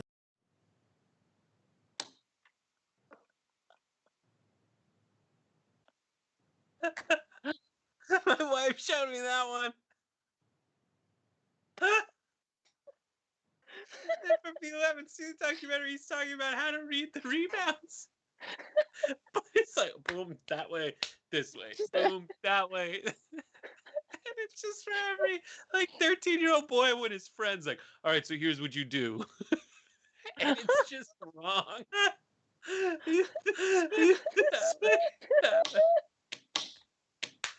I love him so much. I don't even know where to go from there. Okay, there's some really good ones. We gotta play through because we're running out of time. Let's go back to the graphics that we had. This one I think is Ricky's alley, where it's like when you see a pair of Jordans you own in the documentary, everybody turns into that's me. That's mine. Did you ever have that moment? Do you own any Jordans? I never had. I had one pair of Jordans. Next up, put it all on black. Mr. Jordan. This is Texas Hold'em. Black, just making fun of his like gambling, right? And then this next one, this is related to gambling. Couldn't beat Jordan. The Knicks, the Suns, the Trailblazers, the Jazz, the Sonics could beat Jordan. So this guy, so true. This dude might be my favorite in the whole documentary series. You think maybe in the like 93 segment he has that hair, but they go to 99 and he's still sticking with that look. Right. What was the game that they even played? It was like chucking a quarter to where like the carpet ends with another carpet, I think. You just wanted to get the quarter the closest. I have a earbud pad in my ear. An earbud? You had to get the quarter the closest you could to the wall. Mm. And that was it. But that's it. That's like to underscore the competitiveness of this guy that he did that. Yeah. It's also amazing how like literally all someone had to do was like not hold the door for Michael Jordan, and he'd be like, I'm killing it. Yep. That's it. The pettiest stuff. Here's it. Well, that goes right into this next one. It's like all right. Jay Coben said, The Last Dance, opposing player, literally just breezed the wrong way. Jordan, all right, totally. I'm going to go for 50. Totally. There's a story Byron Russell told on the Dan Patrick Show. Mm-hmm. Byron Russell was hurt. He was with Minnesota. And Michael was like, oh, I'm sorry to hear that you're hurt. Like, who's got me tonight? And Russell's like, Anthony Peeler's got you, Mike. And Mike's like, 50. And he scored like 52. That's insane, dude. Ricky, What are you the best at in the world? What are you the Michael Jordan of? Take your time. We're over by 1.5 minutes. Loving my dog. And my fiance. Oh, he's the Michael Jordan loving dog. What? In answer, good answer, Ricky. That was pathetic. That was so pathetic. And like the screen share that I get to watch is like it's so 2 slow. frames a second. Yeah. So it's just Ricky like Anyways, he loves his dog, but would he love his children? We're gonna play an amazing game after the break.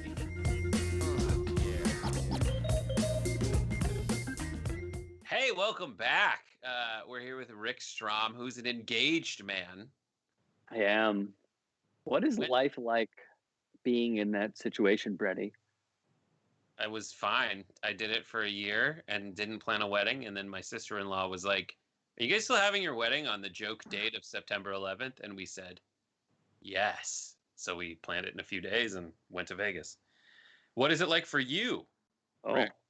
Totally normal. Like literally nothing's changed at all in my life. Zero. Has it at all affected your plan? Has coronavirus affected your plans at all? Yeah, absolutely. Yeah. Are you gonna We had to go through with it? Huh? Are you gonna go through with it still? I think. Nice. If she'll show up, then yeah, it'll definitely happen. Well, Rick, that ringing endorsement of your own nuptials is enough to make me think that maybe you might consider procreating. But the question I have for you, Rick, is should Rick have kids? What?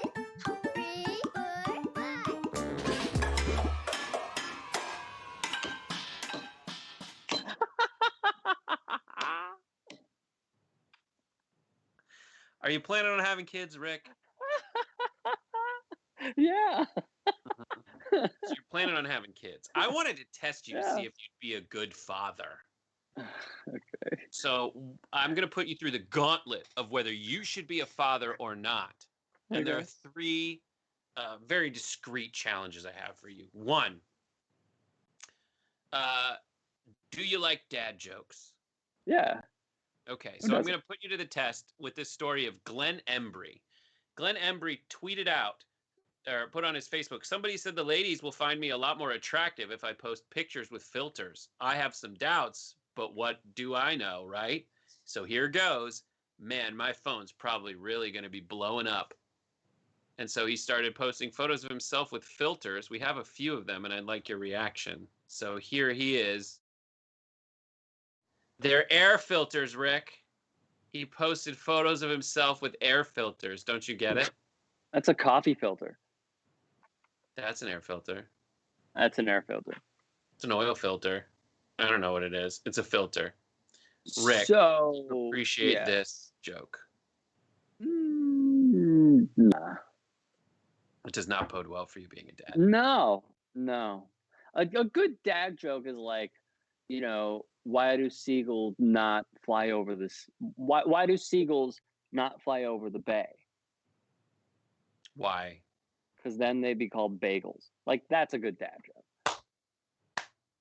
Rick Strom, is that your go-to joke? What's your go-to joke, No. Rick? What did the fish say when he hit the wall? Damn. Correct. Is that your go-to joke? Like, how many of these do you have? Because I want to say that was like wildly impressive. I used to have more. Ba-bam, ba-bam. I didn't tell you that we were doing. I told you the name in a second, but I didn't tell you anything about. I had no idea what's coming. Do I have any more? No. Yeah. If I have any more, I'll holler at you. All right. Here's my dad joke. You ready? Yeah. I used to date a girl with a lazy eye, but I always had this feeling she was seeing someone else on the side. Ugh. You know what I mean? I'm going to tell you a story about Chuck E. Cheese that's making the waves on the internet. Somebody saw that they were going for Grubhub, and they saw an entry much like this that said, "Get Pasquale's pizza and wings delivered with Grubhub." And then they looked into it, and it turns out that it tasted a whole lot like Chuck E. Cheese pizza, and it was confirmed that, yes, indeed, Chuck E. Cheese, in order to get people to order delivery from Chuck E. Cheese, otherwise known as a cesspool of germs, changes their name to Pasquale's Pizza and Wings. A representative said, Pasquale's Pizza and Wings recipes use fresh homemade pizza dough, just like Chuck E. Cheese, but it's a different pizza that features a thicker crust, extra sauce, and new blends of cheeses and seasonings, giving consumers a more flavorful, I'm drunk, and more premium pizza experience. I'm drinking Kraken, leave me alone. So before we get into you being a dad, what do you think about that? They changed their name. Yeah, I just have one question, because you researched this story. So can't they like get sued? Can you get sued? Or is For it like what? totally fair game? Because you're misrepresenting who you really are. Well, it turns out that Pasquale is the chef character in the band. And if Really? Pasquale has been represented as the guy making the pizza, But how can he how do are they both? lying? Because he's just always up at like with the band, right? So how He's can he do always- anything else? I don't He's know. literally stuck there. If you We think have- about it. I never understood. We have one video of like the animatronic stuff. It's just B-roll, so it's not like gonna have music. But like, you'll see him at the end here when they pan. There's Pasquale in the corner. Did you ever go to Chuck E. Cheese as a kid? Did you used to think they were people? That there was someone in there. I did think there was Yeah. someone in there. I didn't realize the animatronic aspect of it, but I always thought it was just like there was. I always thought there was a person in there. How about you? Same, totally. Yeah. Yeah. Did I go to Chuck E. Cheese's? Probably. Yeah. Yeah. If you Yeah. had a kid, would you Uh-huh. take that kid to Chuck E. Cheese? Yes, because I would kick their ass in Papa Shop. What kind of question is that? I'll tell you. Like, you want to this see a is like- dance? Go play your kid in Papa Shop when they're like 5. No, and it's not just anyone. I can Okay. say from experience, Rick is annoyingly good at Papa Shot. Like I am the Michael Jordan of The Office because I'm competitive and but Rick is the frickin', whatever the name Barry he's the Rick Barry, just sinking free Rick throws. Barry? You're calling me the Rick Barry of Papa Shot? I was trying to go for someone who makes the same shot over and over again. He Might was as well call me the hydroxychloroquine of All right, vaccine. sorry. First of all, he's a neighbor. Second, I don't know, the younger Barry. I love Brent You're Barry. the Steph Curry. You're the Brent Barry. You're the Steph You, Curry. now you're reaching. Now it feels like too much. No, Now it feels- you are the Steph Curry because he has like a 90% free throw shooting percentage. Rick just effortless, annoying, not leaning, like just going boom, boom, boom. So it's true. I'm trying to give you a compliment. Just Thank you. Have you ever seen the video of the guy who's doing Papa Shot, but he's able to master it with both hands? I do that. I do. Yeah, but I'm ambi. I'm verse. Are you ambi? On that, like I taught myself when I was a kid. I was like, I'm not ever gonna be great, but I can do left-handed shooting. And I made one in a game once. Did you know that it is not? But you're gonna take your kid and you're gonna take them to Chuck E. Cheese. It is a cesspool of germs and bacteria. So is like the earth, dude. Yeah, like I get everything's germy. How bad? Like, is this like? Do we have like Germ Weekly where it's like number 1? Do we have Germ Weekly where it's like number 1? I don't even know what the hell that how means. germy are we talking? Do you have any stats here to like say that it's A billion. germy? I'm just saying, when I was a kid, we would go in the ball pit and play a game called Sharks and Fish where we'd bite each other's feet. Did you win? No one won. We all got coronavirus. Oh, damn. All right. Kinda. Last graphic here. What do you think about this dad joke? Okay. This is from Reddit's dad's joke.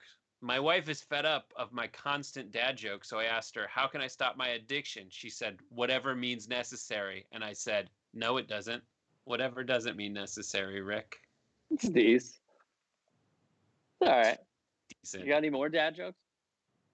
No, I don't have any more dad jokes. Can you make one up?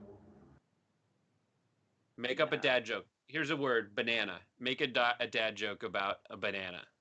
Oh, I actually have. I'll do one. Okay, I go. have one. What's Beethoven's favorite fruit? Bananas. Banana. Banana. I would make a banana joke, but it's not very appealing. Ooh. Give me one. Give me another random word. Ooh. Give me another random word. I'm ready. And if I'll do a shot. This is the last part of the show. Give me a finish my Kraken, and then we'll say goodbye to the Okay. kids. Hat. Half? Hat. with a T. Hat. Wow. Okay, I'll give you a second. Okay. I saw a really funny tweet yesterday where someone tweeted, I feel like Seb Gorka's podcast is just for humor at this point because someone pranked him and said, hey, Seb, heard you couldn't get into the KKK because they couldn't find a hood big enough for your head. He's terrible. He's awful. He's an I like awful. that. A hat. Damn it. I thought I'd be good at this. Give me another one. Orange. Hat. Orange. Beer. Beer? Beer. No, I don't have anything. Beer. Damn. I thought the banana one came so fast that I got a false sense of confidence about being able to come up with any joke. There's a joke that Willie Nelson tells at the end, I think of maybe Eurotrip, when he's like, guy goes into the doctor and the doctor goes, hey, Mr. Johnson, just be careful. You keep masturbating, you're going to go blind.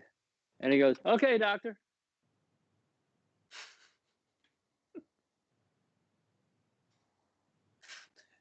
I'd make a joke about about your hat.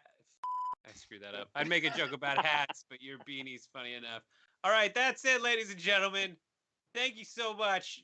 Rick Strom, watch him on TYT Sports. Really successful, I'd say. Undeniably so. I hear about it in all my analytics meetings, for Christ's sake. Thank you so much. Everyone follow us, HHH on TYT. Thanks for watching.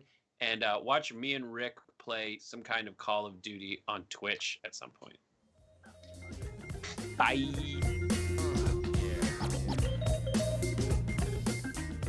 Hey, welcome to the Web Extra exclusive Only Here situation with Rick Strom. And this segment wouldn't exist. We've been drinking. This wouldn't exist if Rick wasn't a kind of because when we tried to come in the first time, Rick was like,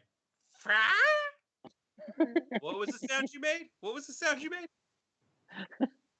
No, go ahead and make it, Rick. Why? You're putting me on the spot. It's uncomfortable. Oh, Rick, you love being put on the spot. Yeah. So what are we talking about? All right, so we're talking about this thing, which I think is the best thing ever of the week.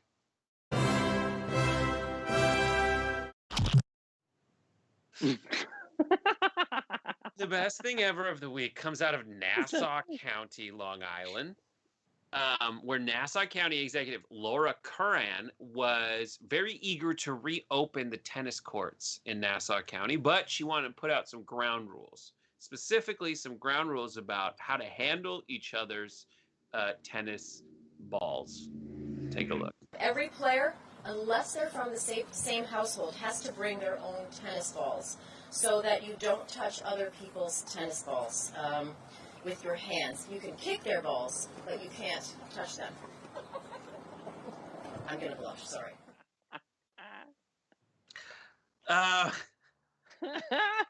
Fantastic. It's so great, though. It's so funny.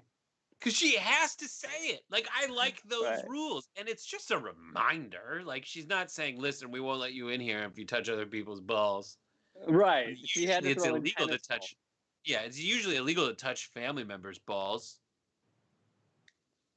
You shouldn't do that. You can. You can. It might get a little uncomfortable. You might not be welcome back. But yeah, you can. I saw some people online. Like, this is one of those things that I just thought of something real quick. So in broadcasting class in high school, there were these two dudes who were doing something for the segment that we called the Spartan Report when I did sports broadcasting in high school. And so basically you had two hosts a week and they had to like transition from sport to sport. And I kid you not, this one kid in class was like, wait till you hear this one transition we did. Just wait. And he like whispered and told everybody. And it goes back to the studio and they go, great segment, guys. Now switching from balls to shuttle that in. And the teacher got so mad. So mad. But it was true. You know what's terrible?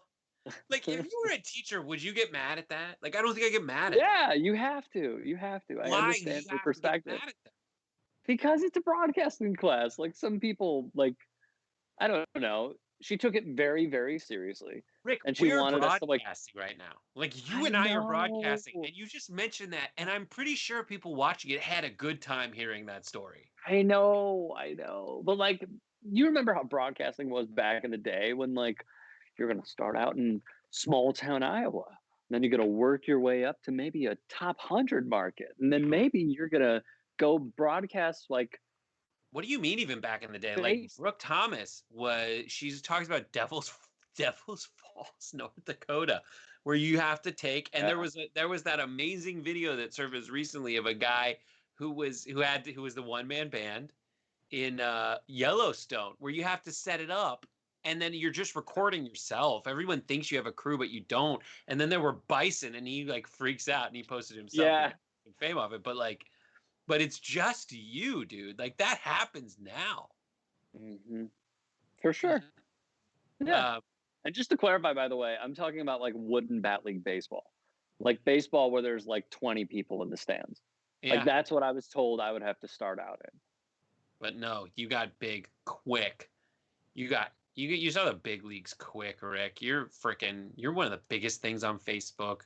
You're one of the best in the business. Tell them all to go F themselves. There is more from the Nassau County executive here after she says, that she was blushing was the last thing we heard from her. She goes on. Of course, if you're playing with someone in your household, you can't touch those tennis balls. To avoid confusion between whose balls are whose, you can use a marker, like a Sharpie, to mark out, to put an X or put someone's initials on them. I always get lost. Whose balls are these? Whose balls are whose?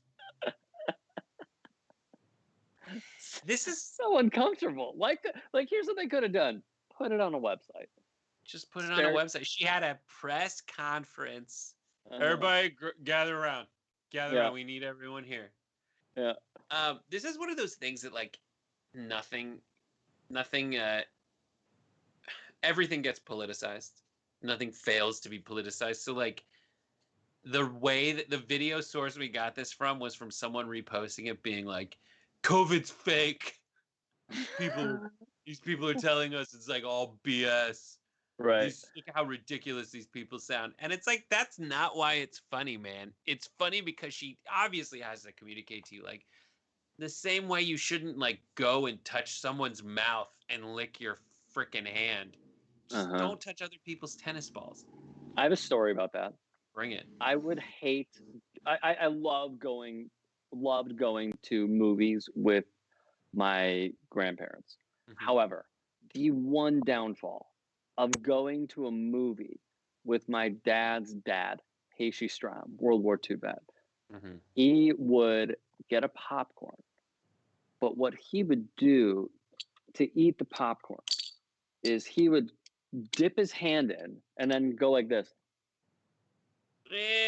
And lick the whole thing. So you had to strategize every time you went to the movies that you were going to get your popcorn in and hold the bag during the previews. Because then after the previews, you're not getting it again. What are you going to say? Easy Gramps. And he's like, I fought for this country. I'm sorry that you have to lick my germs. I was in a foxhole. I don't know. I get it. What was like one of the dirtier movies you've seen with your parents where it got a little awkward in the theater? I saw Gone Girl with my girlfriend at the time, now wife, and my mom. And Gone Girl is about like a psycho bitch and a killing guy. I don't remember how it all turns out, but I know it's like at different times you think like the guy's killing the girl and the girl's killing the guy. They're like an and a jerkwad. And there's mom like sitting next to it. And then there's like sex scenes and like a topless Amelia Ratajkowski. What's her name? Emily Ratajkowski. Emily, yeah. And it's that. And it's real awkward.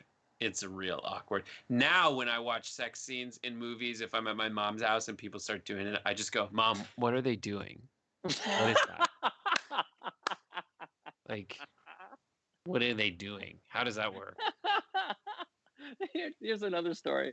When I was in, like, whatever, I was probably like 11 years old, 10 years old. I went with my parents to see Jerry Maguire. And then when the sex scene came on, my mom would put her hand over my eyes like this. So stupid. I can hear him, Mom.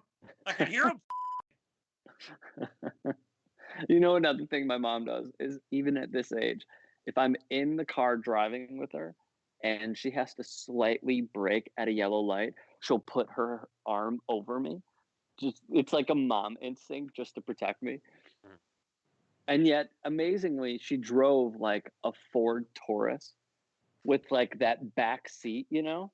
Yeah. Do you know what I'm talking about? Or like on the way to school. Yes. The most unsafe thing in the world. So dumb. And yet she's still like this in the front seat. Good for her. Good for you. Good for everyone. Thank you guys so much for watching. Follow HHH on TYT. And then Rick Strom, watch his TYT Sports. You have one last thing to say to the people, Rick? Fart. You heard it here first. All right. See you. Pieces.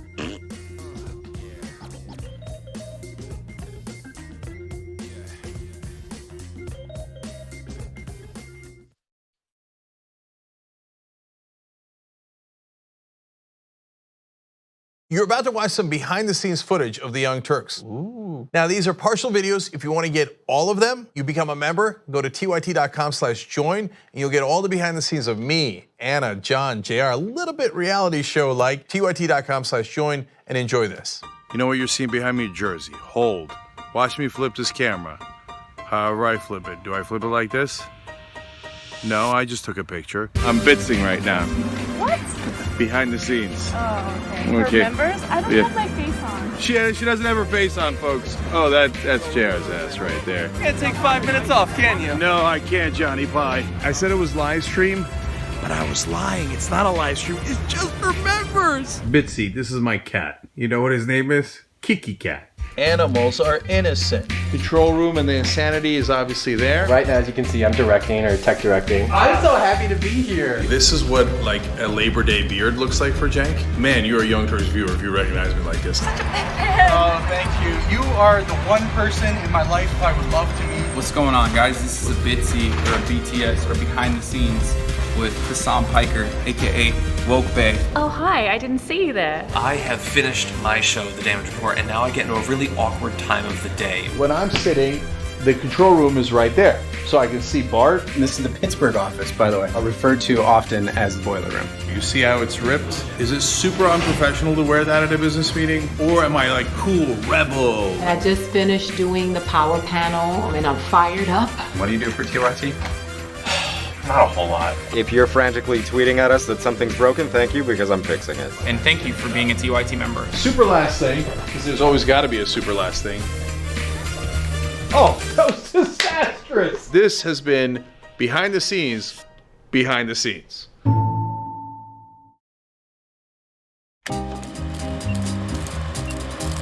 We're gonna do a little thing we like to call Weekly World News. Weekly World News! I cull stories from around the globe, stories that aren't covered on the main show or aren't covered enough, and I turn it into a 5-question quiz for Dave and Steve.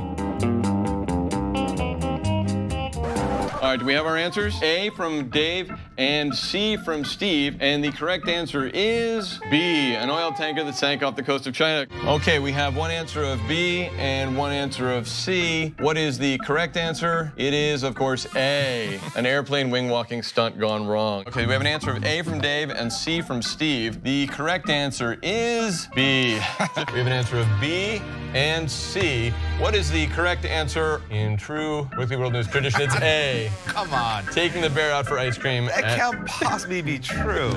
We're terrible today. Just terrible. When news is breaking and when you need Brett Ehrlich, it's time. When news breaks, when news is breaking, and you like. When news is breaking, and you need Brett Ehrlich, it's time for Breaking News with Brett Ehrlich. This is Breaking News with Brett Ehrlich.